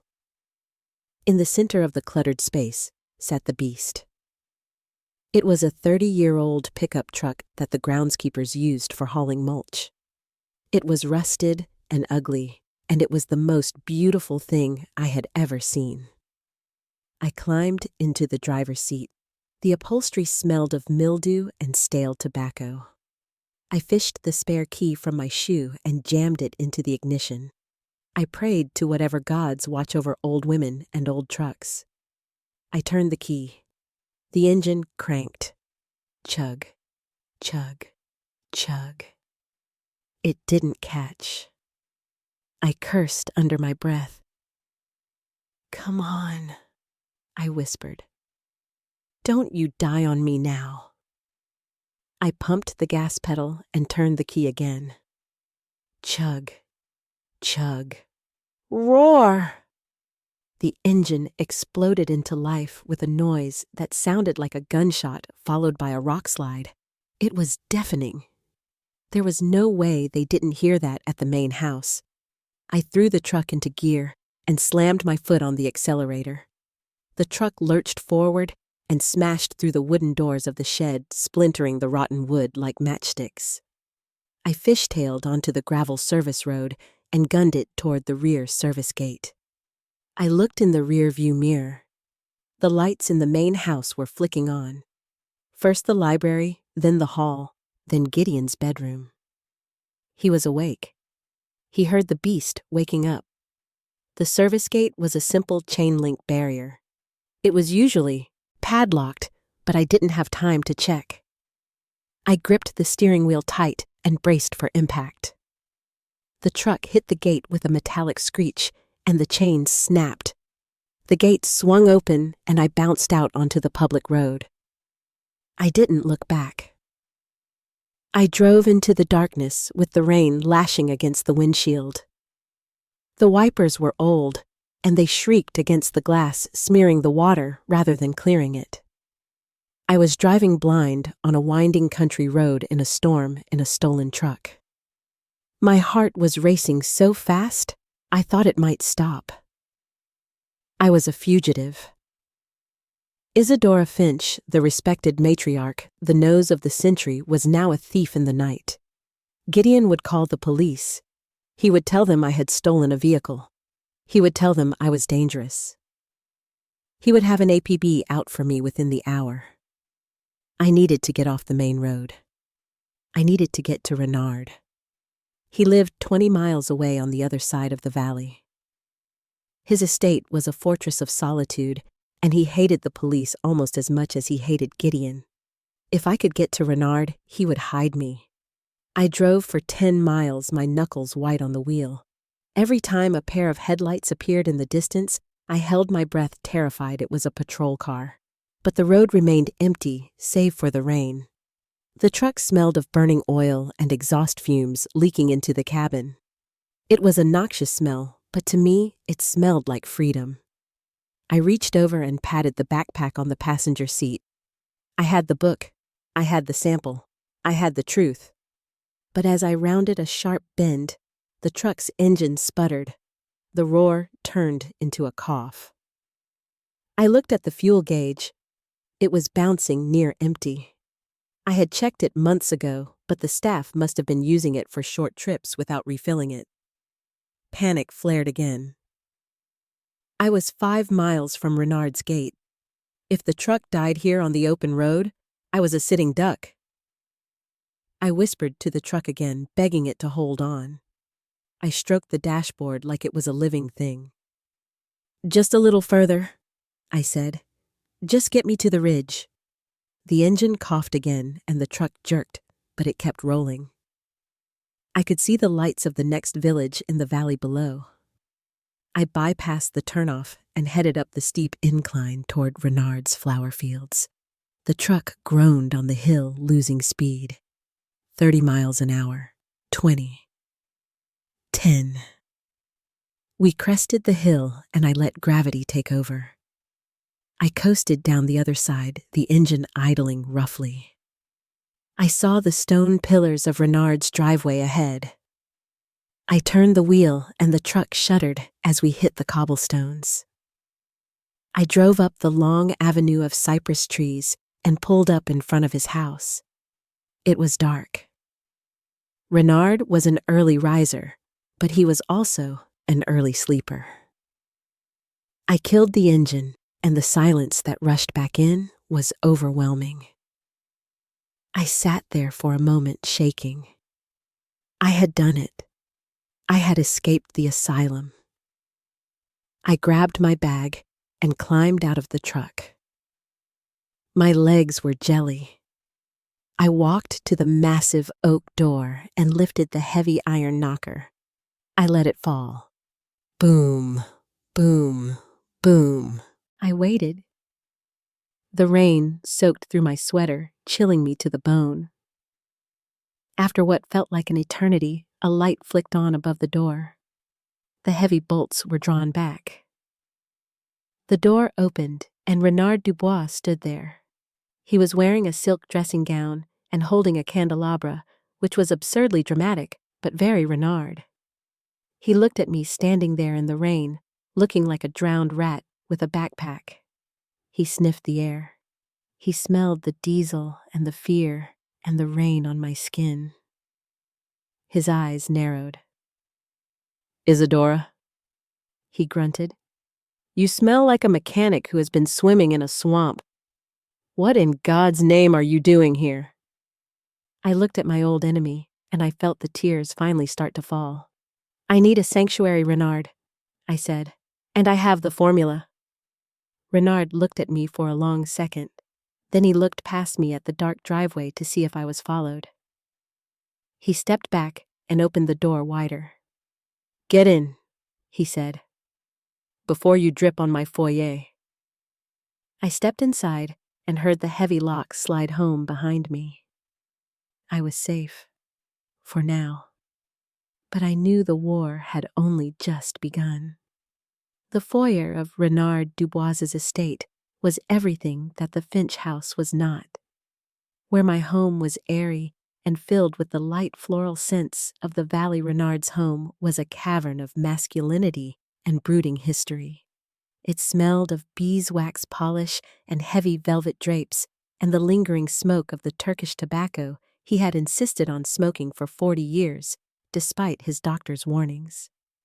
It was a warm and heavy scent that wrapped around you like a wool blanket, and for the first time in a week, I felt my shoulders drop away from my ears. Renard did not offer me a hug because we were not hugging people. We were competitors who had spent decades outbidding each other for the best crops of tuberose in Grasse. Instead, he pointed a gnarled finger toward the drawing room and told me to go sit by the fire before I dripped on his Persian rug. I walked into the room, and the heat from the massive stone fireplace hit me like a physical embrace. I dropped my wet backpack on a leather armchair and collapsed onto the sofa. I was shivering violently now that the adrenaline was fading, and the cold reality of my situation was setting in. Renard disappeared for a moment and returned with a heavy crystal tumbler filled with an amber liquid. He shoved it into my hand without a word. I took a sip, and the fire of vintage Armagnac burned all the way down my throat. It tasted of dried plums and oak, and it was exactly what I needed to restart my heart.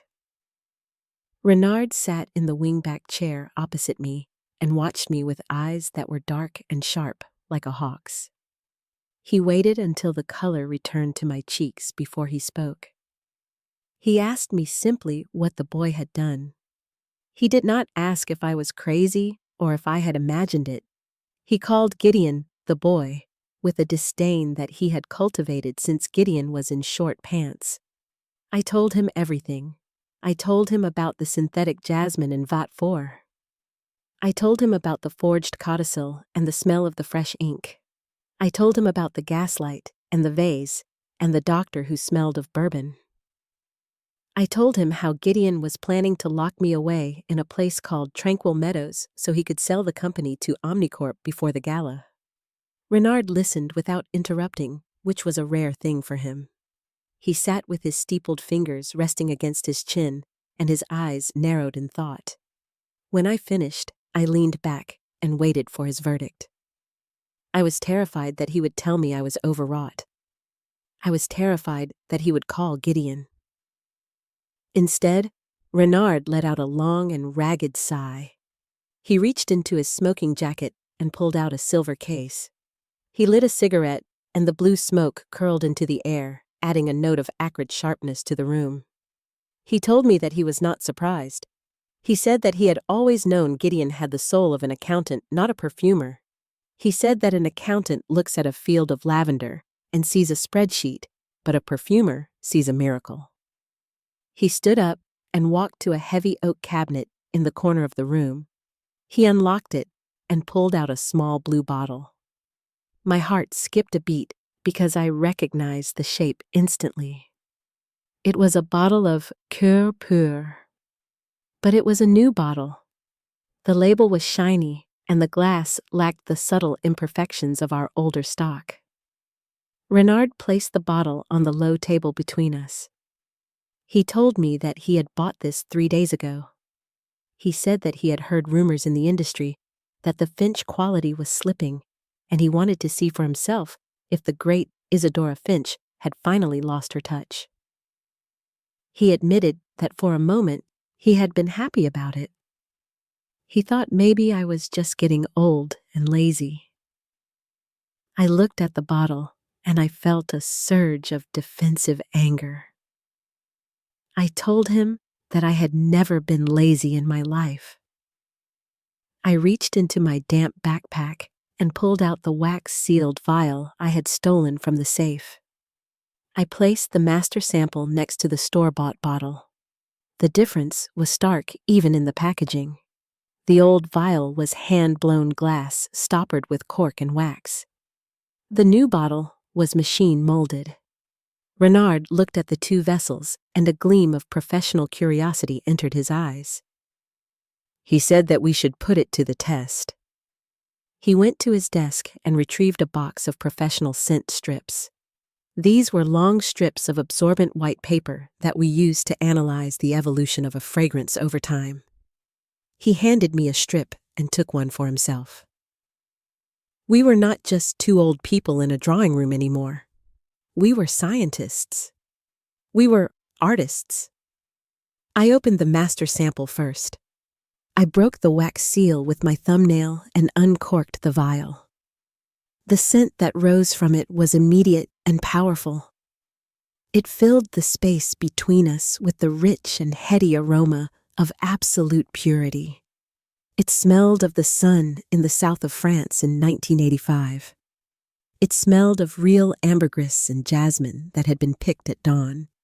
It was complex and living, and it evolved in the air like a piece of music. Renard closed his eyes and inhaled deeply. A look of genuine reverence crossed his face. He whispered that it was a masterpiece. He said he had forgotten how good it really was.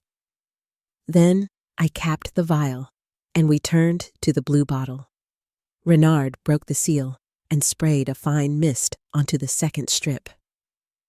The difference was like stepping from a garden into a sterile hospital corridor.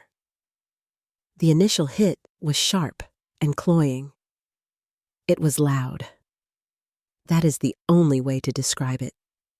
It screamed for attention with high-pitched aldehydes, but there was no depth. Renard waved the strip under his nose and grimaced. He said it smelled flat. He said it lacked the vibration of the natural oils, but then he frowned and brought the strip closer. He sniffed again with short, sharp inhalations. He asked me if I smelled the fixative. I took the strip from him. I focused past the synthetic floral notes and drilled down into the base. There was a chemical aftertaste that coated the back of my throat. It was bitter and metallic. I knew that smell. It was a cheap industrial fixative called phthalate diethyl. It was used to make the scent last longer on the skin, but it was a known irritant. It was banned in high-end perfumery. Using it in cure pour was not just cheap, it was a betrayal of the consumer's trust. But then I smelled something else. Something buried under the phthalates. It was a faint, acidic tang that made my nose prickle. I looked at Renard and saw that he had detected it too. He went to his desk and pulled out a magnifying glass and a portable mass spectrometer, which was the size of a toaster. Renard was old-fashioned in his style, but he kept his lab equipment state-of-the-art. He took a sample from the blue bottle and fed it into the machine. We waited in silence while the digital display flickered. The machine was breaking down the molecular composition of the liquid. After 2 minutes, a graph appeared on the screen. Renard studied the peaks and valleys of the graph, and his face went pale. He pointed to a spike in the middle of the readout.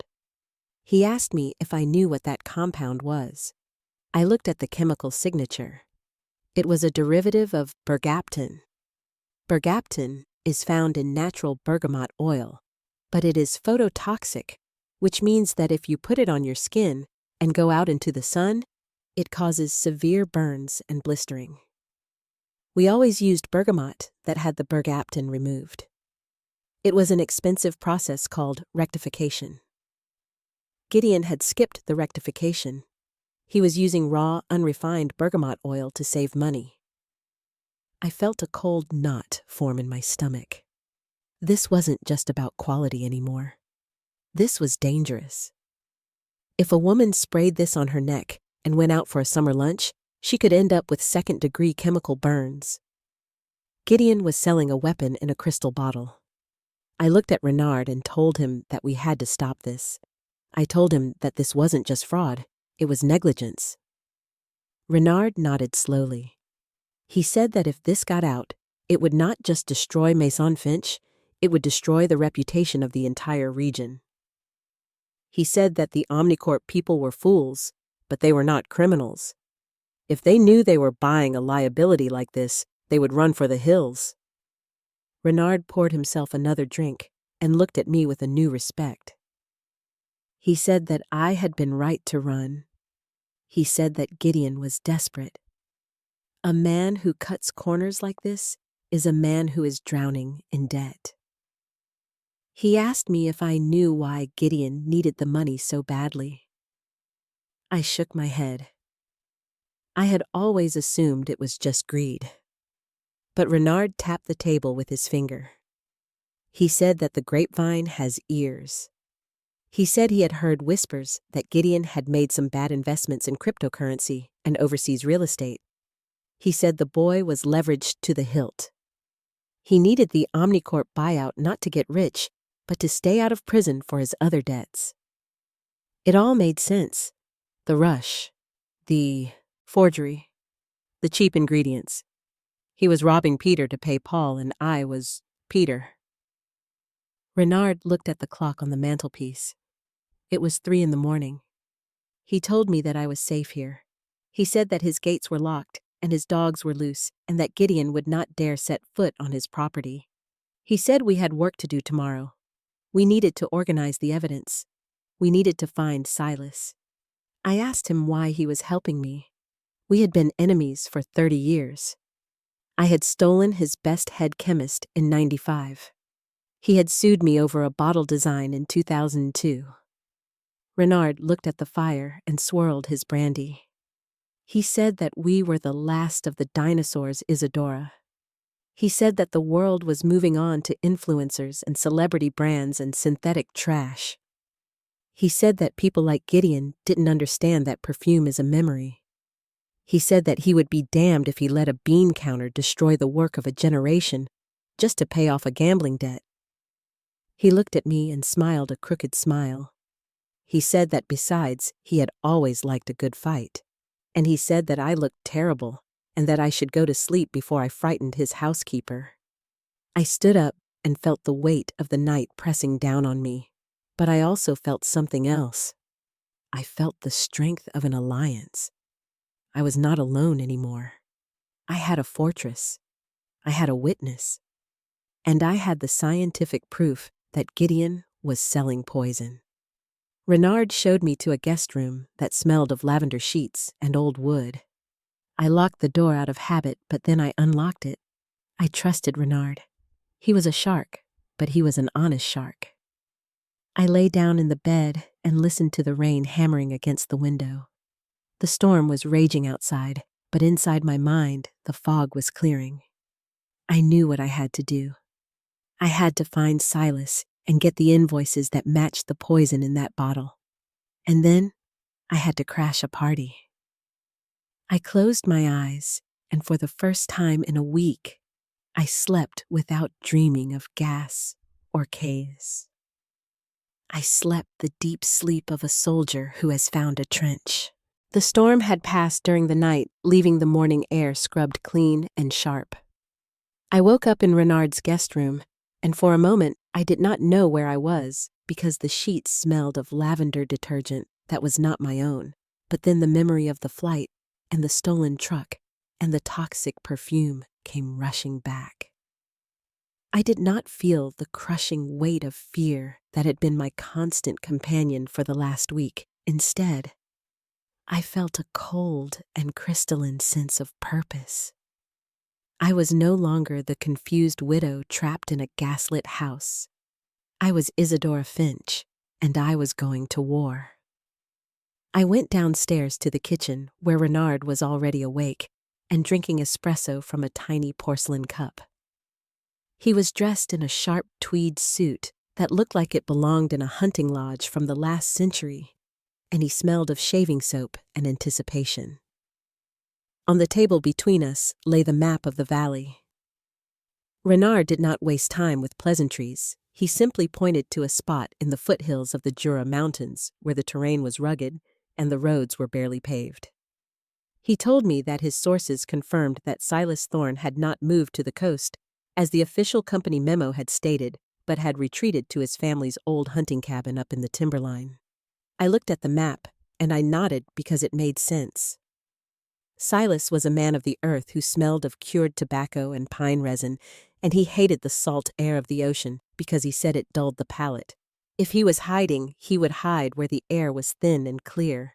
Renard tossed me a set of keys and told me that we were taking his car because the beast I had arrived in was likely to explode if we tried to drive it up a mountain.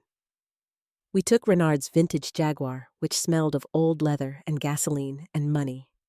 The drive up the valley was silent, but it was a comfortable silence born of a shared mission. As we climbed higher, the vineyards and the lavender fields gave way to dense forests of spruce and fir. The air grew colder and thinner, and I rolled down the window to let the scent of the damp forest fill the cabin. It smelled of wet moss and decaying leaves and the secret life of fungi. It was a smell that Silas loved. We found the turnoff after an hour of driving. It was a dirt track that wound its way up a steep incline, almost hidden by the overgrowth.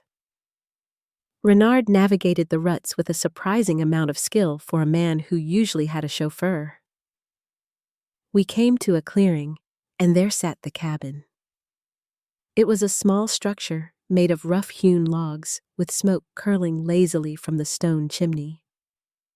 We got out of the car, and the silence of the mountains was profound. I walked toward the door, and I smelled him before I saw him.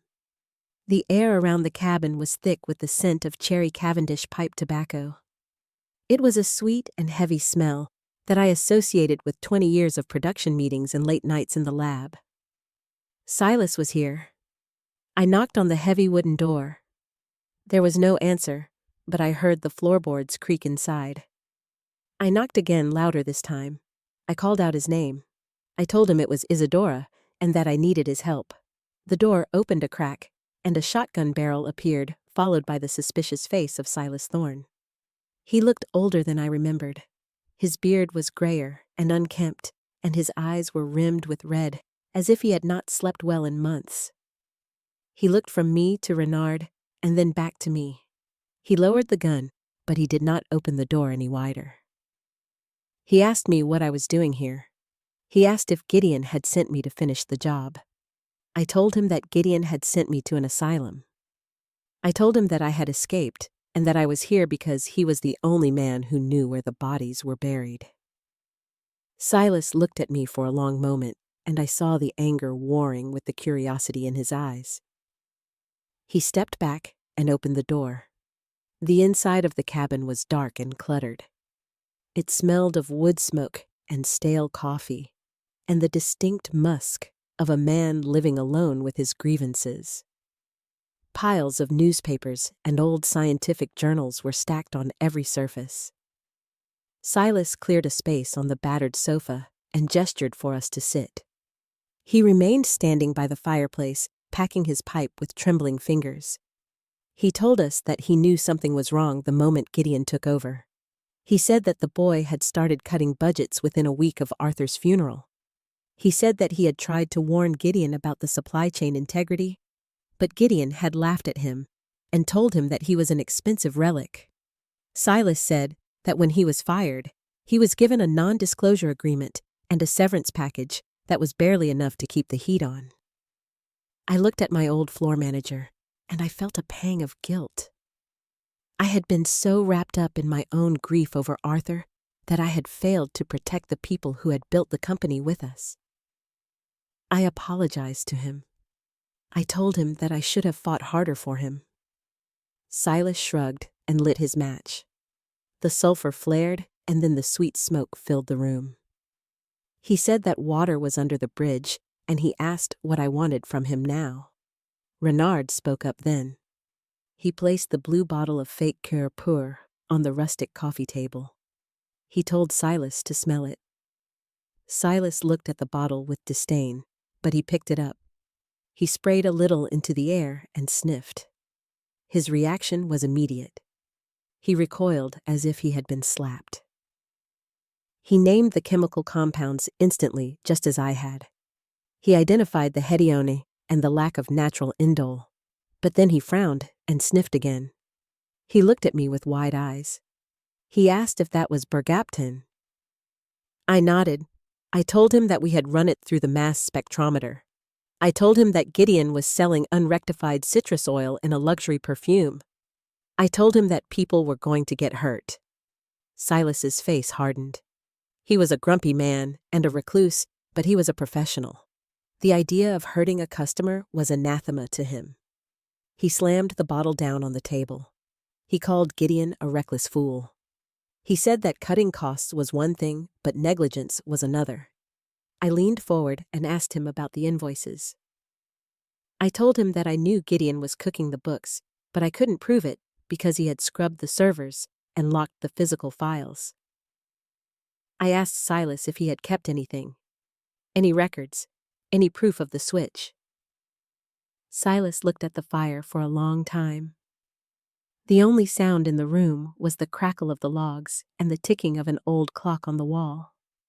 Finally, he turned to me, and a grim smile played on his lips.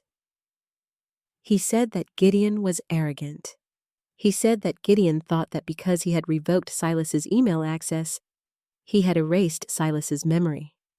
But Silas said that he had been the floor manager for 20 years, and he kept his own logs. He said he didn't trust computers. He trusted paper. He walked over to a loose floorboard in the corner of the room under a moth-eaten rug. He pried it up with a fireplace poker and pulled out a metal lockbox.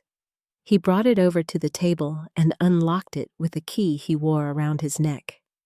Inside was a stack of papers thick and yellowed at the edges.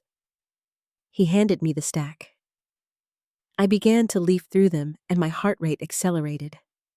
These were the raw material intake forms for the last 6 months. They were the originals signed by the delivery drivers.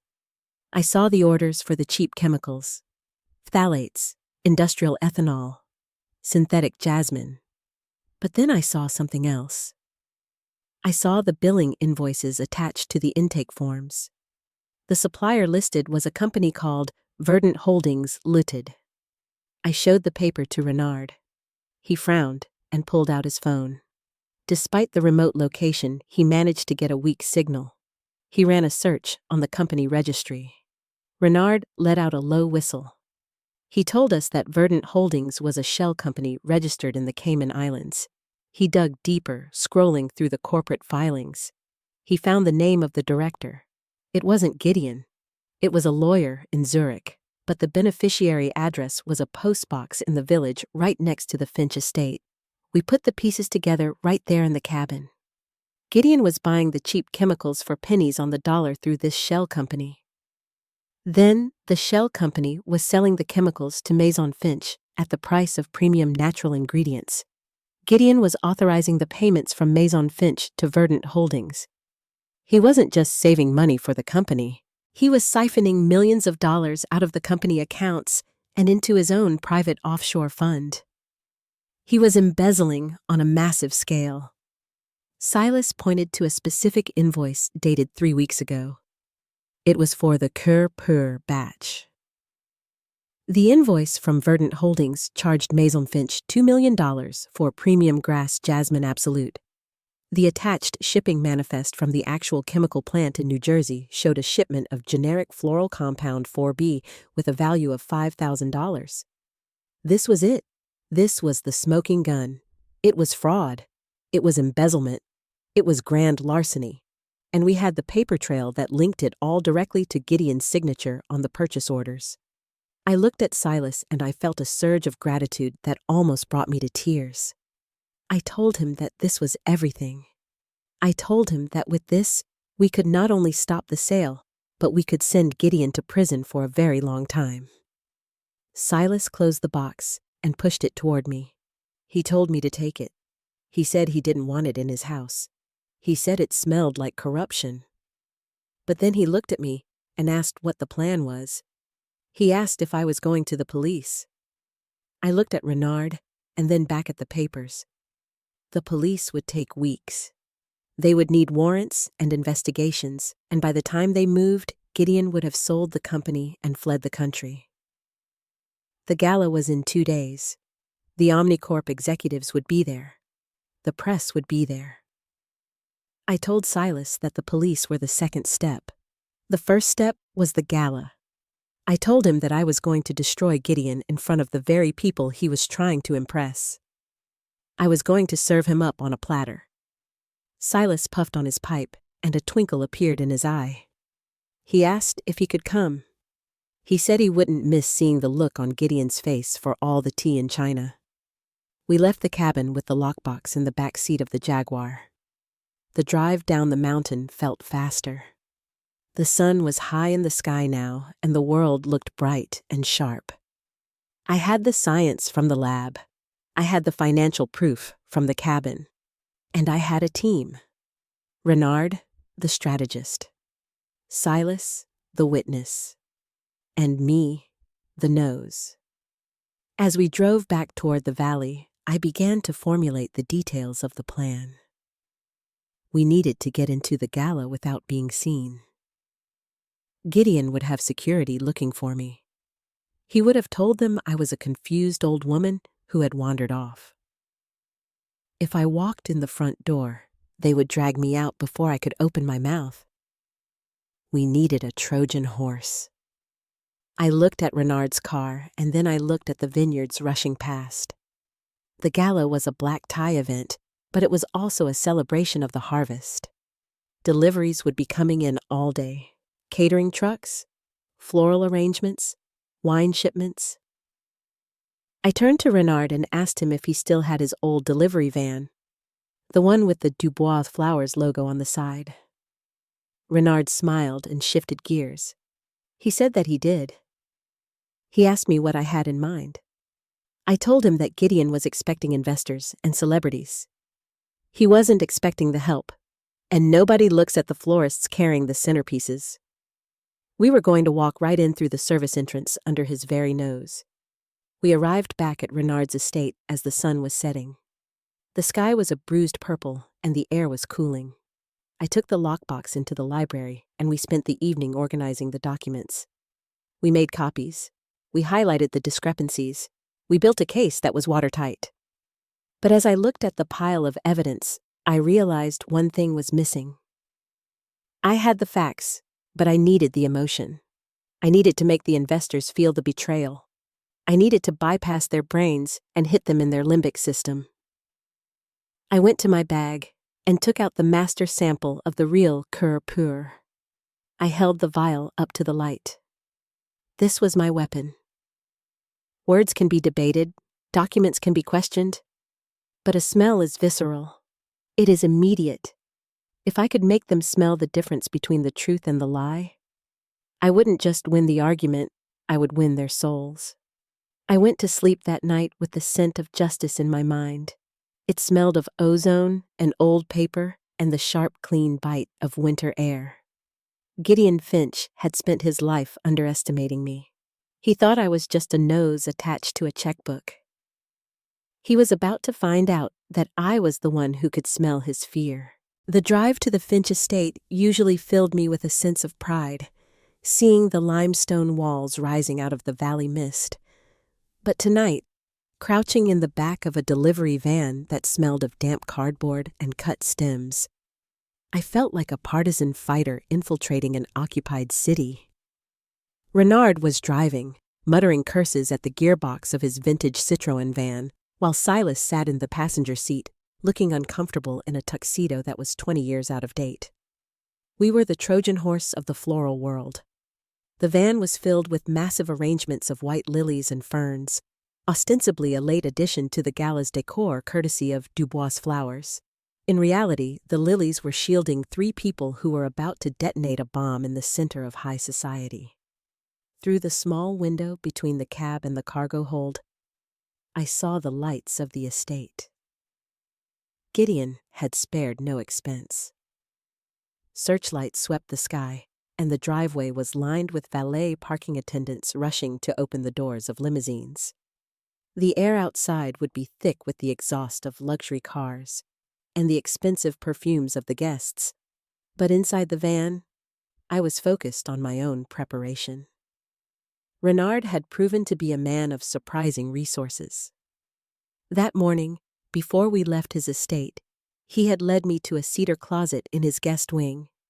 Inside were the clothes of his late wife, Marie, a woman of impeccable taste who had passed away a decade ago. He had pulled out a gown of black velvet with a high collar and long sleeves, a 1950s Balenciaga that was severe, elegant, and commanding. It fit me as if it had been tailored for my own frame. I adjusted the collar and checked my reflection in the side mirror of the van. I did not look like the confused old woman Gideon had described to the doctors. I looked like a matriarch in mourning, a dark angel coming to collect a debt. But the most important part of my armor was not the velvet. It was the scent. I took the wax-sealed vial of the master sample from my pocket. I dabbed a single drop behind each ear and one on the pulse point of my throat. The aroma bloomed instantly in the confined space.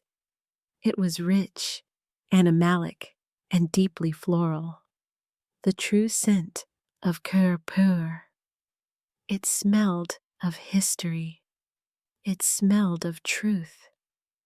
It was a sharp contrast to the Dubois Flowers lilies, which, though beautiful, had no scent because modern florists breathe the smell out of them to extend their shelf life.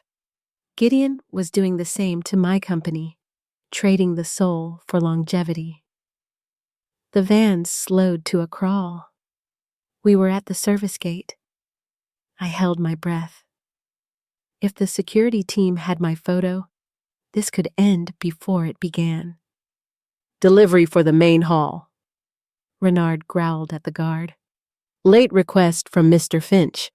Something about the stage looking too bare." I heard the guard grunt. "I don't have a Dubois on the list." "That's because Mr. Finch called me an hour ago screaming about hydrangeas," Renard improvised with the confidence of a man who had done his share of screaming about flowers. "You want to call him and tell him his stage is empty? Be my guest. I'm happy to turn around and bill him anyway." There was a pause. The guard was weighing the risk of annoying his boss against the risk of letting in a florist. Class bias won out. He didn't see a threat. He just saw a grumpy tradesman. "Go ahead." The guard sighed. Service entrance round the back. Make it quick. The van lurched forward. I let out a breath. We were inside. Renard parked near the kitchen loading dock. The area was a chaotic hive of catering staff carrying trays of canapés and crates of champagne. We stepped out of the van, Silas carrying a large crate of supplies which actually contained the lockbox of invoices. I carried nothing but my dignity. We walked past the busy kitchen staff. No one looked at us.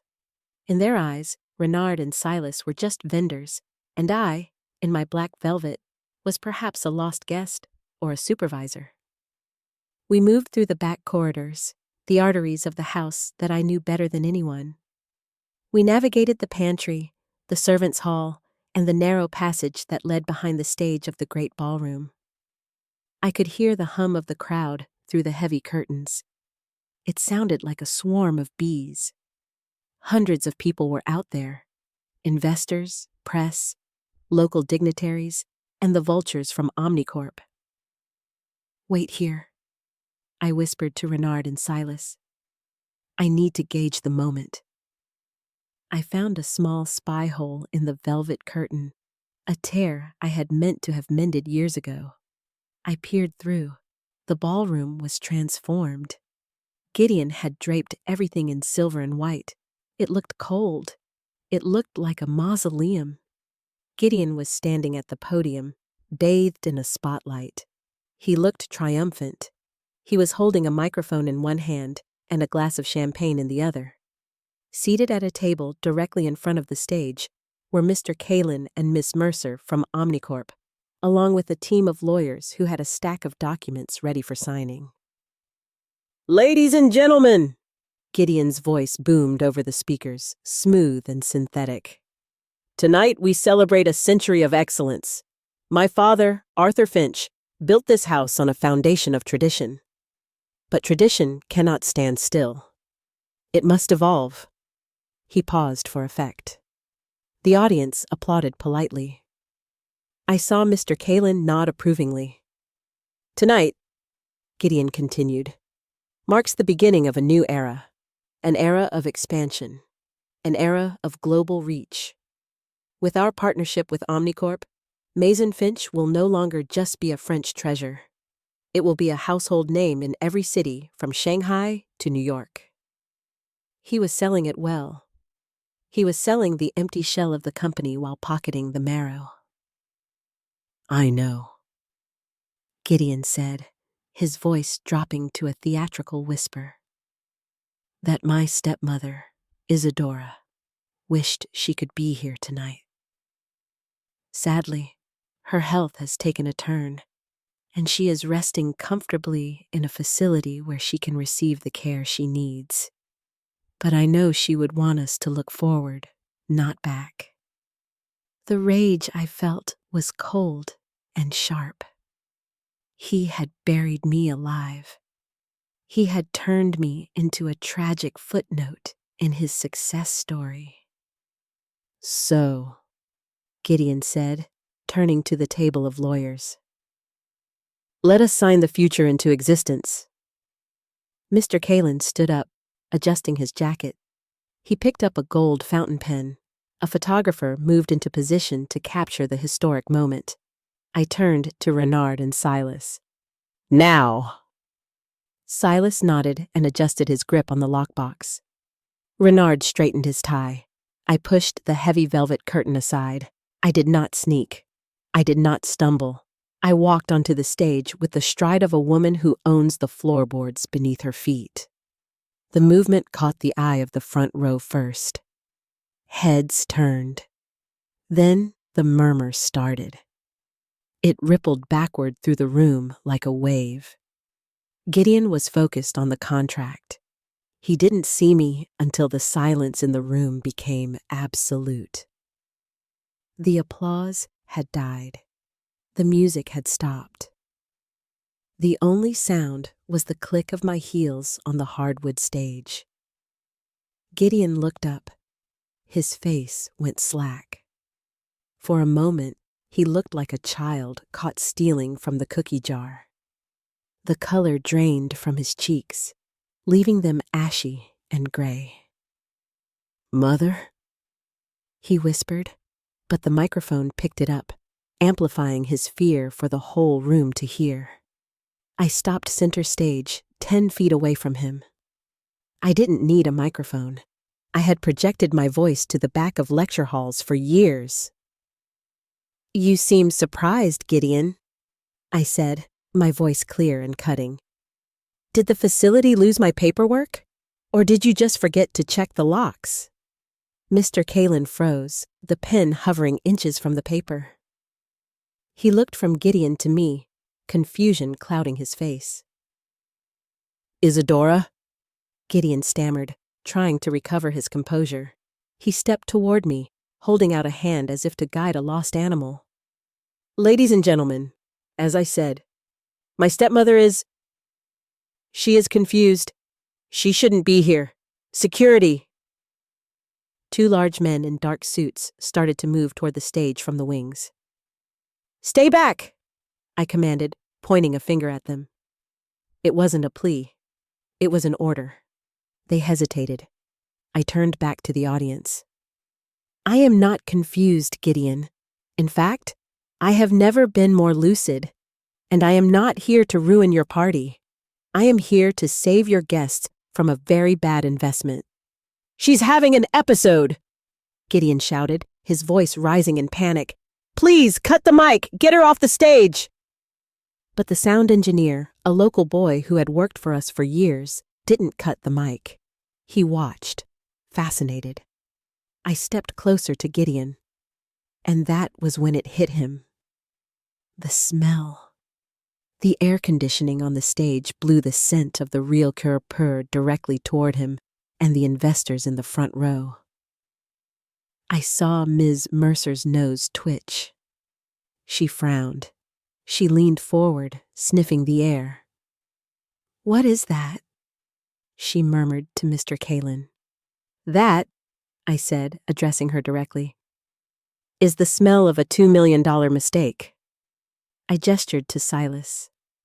He walked onto the stage and slammed the metal lockbox onto the table in front of the investors. The sound echoed like a gunshot. "These," I said, "are the invoices from a shell company called Verdant Holdings. They show that while my stepson was charging the company for premium Jasmine Absolute, he was actually buying industrial synthetic filler." Gideon lunged for the box. "That's a lie! Those are forgeries!" Renard stepped out from the curtain then, blocking Gideon's path. Renard was 70, but he was broad, and he looked ready to brawl. "They are not forgeries, boy, and neither is the mass spectrometer reading I have in my pocket proving your current batch contains unrectified bergamot." The room gasped. The word unrectified meant nothing to the public, but to the industry insiders in the room, it was a horror story. "Bergamot?" Miss Mercer stood up, her face pale. "That's phototoxic. You're putting that in a skin product?" "It's a lie!" Gideon screamed, sweat beading on his forehead. "She's senile! She's trying to sabotage me!" I looked at Mr. Kalin. He was a businessman. He dealt in facts, but I needed to give him something more than facts. "Mr. Kalin," I said softly, "you are about to buy a legacy, but you need to know what you are buying." I reached into my pocket and pulled out the small blue bottle, the fake one Renard had bought.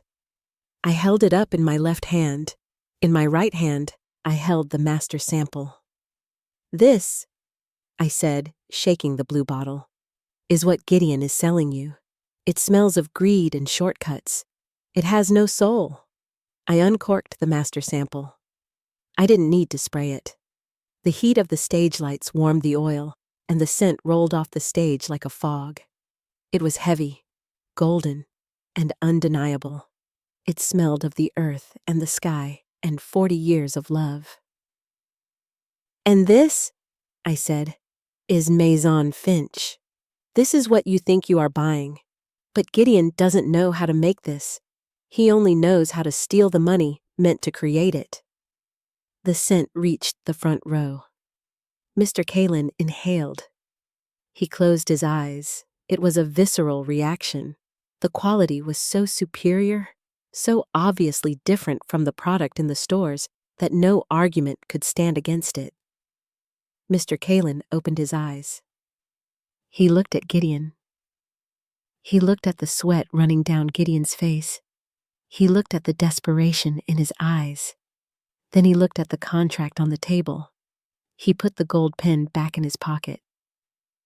"I think," Mr. Kalin said, his voice cutting through the silence, "that we need to take a recess. My team needs to review those invoices." "No!" Gideon shouted. "You can't listen to her. The deal is done." "The deal," Mr. Kalin said coldly, "is contingent on due diligence, and it seems we missed a few things." Gideon looked around the room. The guests were whispering. Cameras were flashing. His triumph was dissolving in real time. He turned to me, his eyes filled with a pure, distilled hatred. "You ruined it," he hissed. "You old witch. You burned it all down."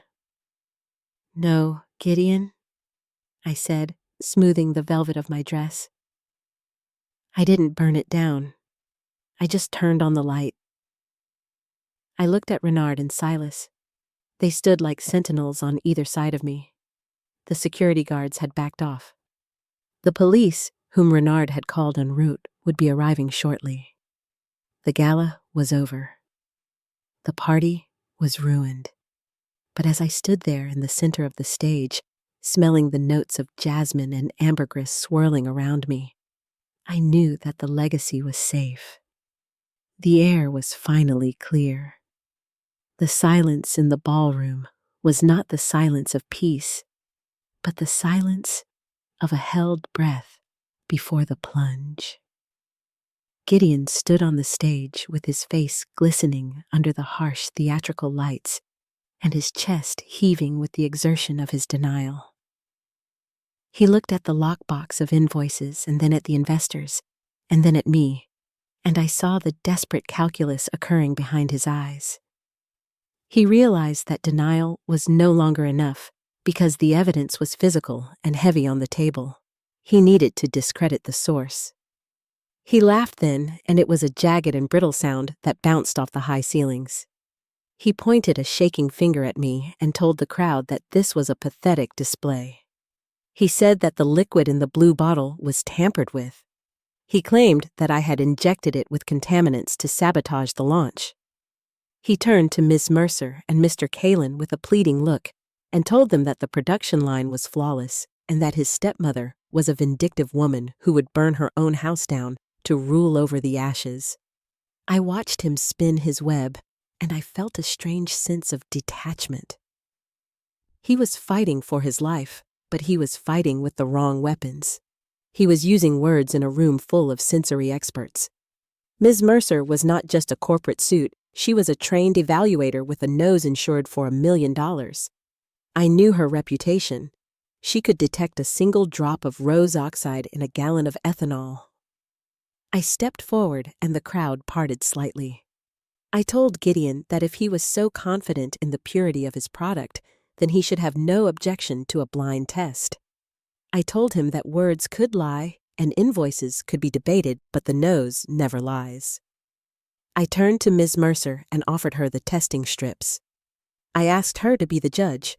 I asked her to tell the room if the liquid in the blue bottle was a luxury perfume or a chemical hazard. Gideon tried to intervene. He moved to block Ms. Mercer, but Renard stepped in his path. Renard did not touch him. He simply stood there, like a boulder in a stream, and Gideon bounced off him. Ms. Mercer stood up. She was a tall woman with steel gray eyes, and she looked at Gideon with a cold professional curiosity. She took the blue bottle from the table. She did not spray it into the air. She sprayed it onto the testing strip with a precise and practiced motion. She brought the strip to her nose. She waved it gently to let the alcohol evaporate. The room waited. I could hear the hum of the air conditioning and the distant clatter of dishes in the kitchen. Miss Mercer inhaled once. She paused. She inhaled again, deeper this time. Her expression shifted from neutrality to distaste. She looked at Gideon and spoke in a voice that carried to the back of the room without a microphone. She said that the top note was aggressive and metallic. She said she detected high levels of galaxolide, which is a cheap musk used in laundry detergent. Then she frowned and brought the strip closer.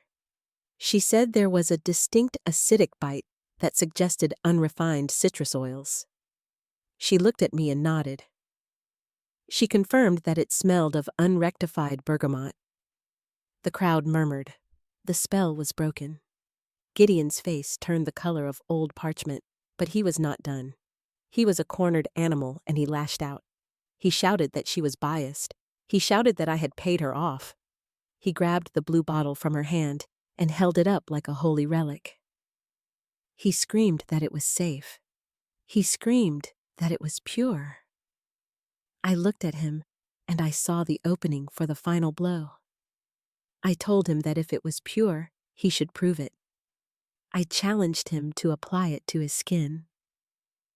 I told the room that unrectified bergamot is phototoxic. I explained that under these hot stage lights, if that liquid touched his skin, it would cause second-degree burns within minutes. I dared him to spray it on his neck. Gideon froze. He looked at the bottle in his hand. He looked at the burning white spotlights above him. He knew the chemistry. He knew exactly what was in that bottle because he had signed the orders for the cheap oil. If he sprayed it, he would scar himself for life. If he didn't spray it, he admitted his guilt. His hand trembled. He lowered the bottle. He couldn't do it. The rejection was absolute. Mr. Kalin stood up and signaled to his legal team. They began to pack their briefcases with a frantic efficiency. Mr. Kalin looked at Gideon with a mixture of anger and embarrassment. He told Gideon that the deal was terminated effective immediately. He said that Omnicorp would be launching an internal investigation into the due diligence failure and that Gideon would be hearing from their legal department regarding the breach of contract. Gideon stood alone on the stage, holding the bottle of poison he had tried to sell as gold. He looked at me, and his eyes were hollow. He asked me why I couldn't just let it go. He asked me why I had to ruin him. I walked up to him until I was close enough to smell the sour reek of his fear. It smelled of adrenaline and stale champagne and the disintegration of a man who had never built anything real in his life. I told him that I didn't ruin him. I told him that he ruined himself the moment he thought that quality was negotiable. I told him that the legacy of Arthur Finch was not a bank account, it was a promise, and he had broken it. Then the doors at the back of the ballroom burst open. The heavy oak doors slammed against the walls, and the sound echoed like a thunderclap. 4 police officers marched in, flanked by a detective in a trench coat. Renard had timed the call perfectly. The detective walked down the center aisle. The guests parted like the Red Sea. He climbed the stairs to the stage and approached Gideon. He didn't ask questions. He didn't ask for a statement. He simply took the lockbox from Silas and handed it to an officer. Then he turned to Gideon and recited his rights. I watched as they placed the handcuffs on my stepson. The metal clicked shut, and it was the most satisfying sound I had ever heard. It was the sound of a cage closing, but this time I was on the outside. Gideon looked at me one last time as they led him away. He didn't look angry anymore. He looked small. He looked like a child who had gotten lost in the woods. I felt a hand on my shoulder. It was Silas. He was smiling through his beard. He told me that was a hell of a show. Renard was on my other side lighting a cigarette despite the strict no-smoking policy of the ballroom. He blew a ring of smoke toward the ceiling and said that the boy finally got the attention he craved. The investors had fled. The party was dissolving into chaos. But I stood on the stage and took a deep breath. The air was still thick with the scent of the master sample I had released. It overpowered the cheap musk. It overpowered the fear. It smelled of jasmine and amber and victory. I looked out at the empty tables and the ruined gala, and I knew that the hard work was just beginning. The company was in shambles. The reputation was damaged. But the rot was gone. The parasite had been removed.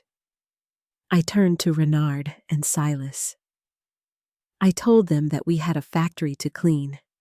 I told them that tomorrow we were going to dump every vat of that synthetic swill into the hazardous waste disposal. I told them that we were going to start over. Renard offered me his arm. He asked me if I wanted a ride home. I looked at him and realized that for the first time in a week, I wasn't afraid to go home. The house was mine again. The lab was mine again. And the nose that had saved me was twitching with the scent of a new beginning. The drain in the center of the factory floor was an industrial grate that led to a chemical disposal tank.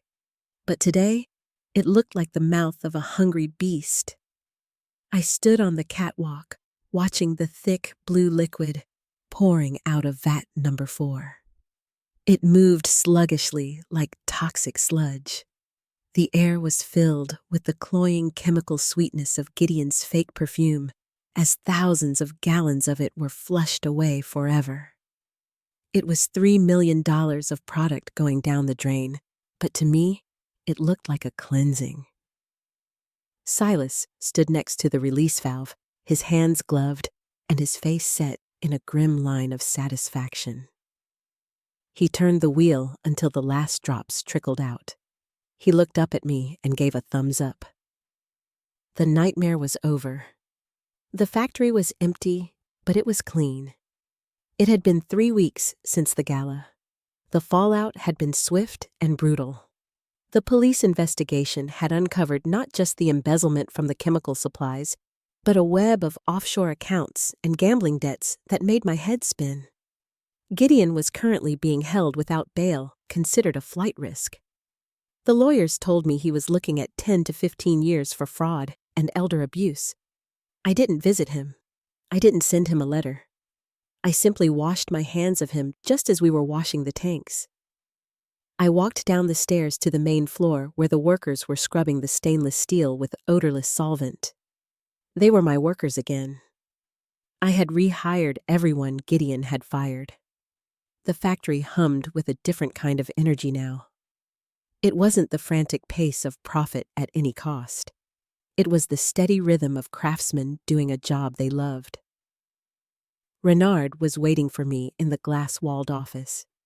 He was sitting at Gideon's desk, or rather, my desk now, with his feet up on the mahogany surface reading the Financial Times. He looked up as I entered. He told me that the stock price had stabilized. He said that the market likes a redemption story. The press had painted me as the iron matriarch who saved her family legacy from corruption. It was a good narrative. It sold bottles. I sat down in the leather chair opposite him. I looked at this man who had been my enemy for 30 years, and who was now my most trusted advisor. I asked him if he was ever going to go back to his own company. Renard shrugged and lit a cigarette, ignoring the glare of the new safety officer. He said that his company ran itself these days. He said he was having too much fun watching me rebuild mine. We were a strange team. Isadora the nose, Renard the shark, and Silas the backbone. We were 3 people who society said should be retired. We should be playing bridge and waiting for the end. Instead, we were running a global luxury brand. We were proof that experience is not a depreciating asset. It is compound interest. Later that afternoon, I walked back to the house. The locks had all been changed back. The security team had been replaced. Mrs. Gable met me at the door with a pot of tea, and this time, I drank it without fear, because I had watched her brew it myself. The house felt lighter. The shadows that Gideon had cast were gone. I went out to the orangery. The glass was clean and the sun streamed in, warming the shelves of essential oils. I unlocked the safe, the old one with the tumblers, and placed the black book back inside. The records were safe. The history was secure. But I wasn't done yet. I stood before my perfume organ and looked at the empty vials. I had a new scent in my head. It had come to me during the chaos of the gala. I wanted to capture the smell of that night, not the fear and not the cheap musk. I wanted to capture the moment of truth. I began to blend. I started with a base of oak moss and vetiver for the grounding strength of the earth. I added a heart note of wild tobacco for Silas and a sharp accord of leather for Renard. And then, for the top note, I did something unusual. I used a distillation of ozone. It is the smell of the air after a storm. It is the smell of clarity. I worked for hours, losing myself in the chemistry. When I finally lifted the testing strip to my nose, it was perfect. It was cold and sharp and undeniably strong. It didn't smell like a flower. It smelled like justice. I decided I would call it l'orage, the storm. It would be the first fragrance released under the new management. It would be a warning and a promise. A warning to anyone who thought they could trick us, and a promise that the Finch legacy would never be diluted again.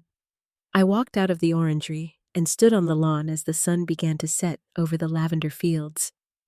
The purple flowers were swaying in the breeze, releasing their scent into the cooling air. I took a deep breath, filling my lungs with the smell of my home. I thought about Gideon sitting in his cell. I wondered if he finally understood. He had tried to steal the scent of success, but he never learned that you cannot synthesize a soul. He looked at the price of everything and the value of nothing. I am Isadora Finch. I am 68 years old. I have wrinkles and I have gray hair, and my hands shake sometimes when I am tired. But my nose is sharp. My mind is clear. And I am still standing. The world tries to tell women of a certain age that we are invisible. It tries to tell us that we should step aside and let the young men take over. Gideon tried to tell me that. He tried to gaslight me into silence, but he forgot that fire needs oxygen to burn, and I was the one who controlled the air. I looked at the house glowing in the twilight. It was battered, and the reputation was bruised, but the foundation was solid stone. We would rebuild, we would replant, and we would make the world smell beautiful again, one drop at a time. So that is my story. I would love to hear what you think. Do you think I should have forgiven Gideon because he was family? Or do you think he got exactly what he deserved for trying to destroy my mind and my legacy? Let me know in the comments below. And if you believe in justice, please subscribe to Silver Fox Legacy. Until next time.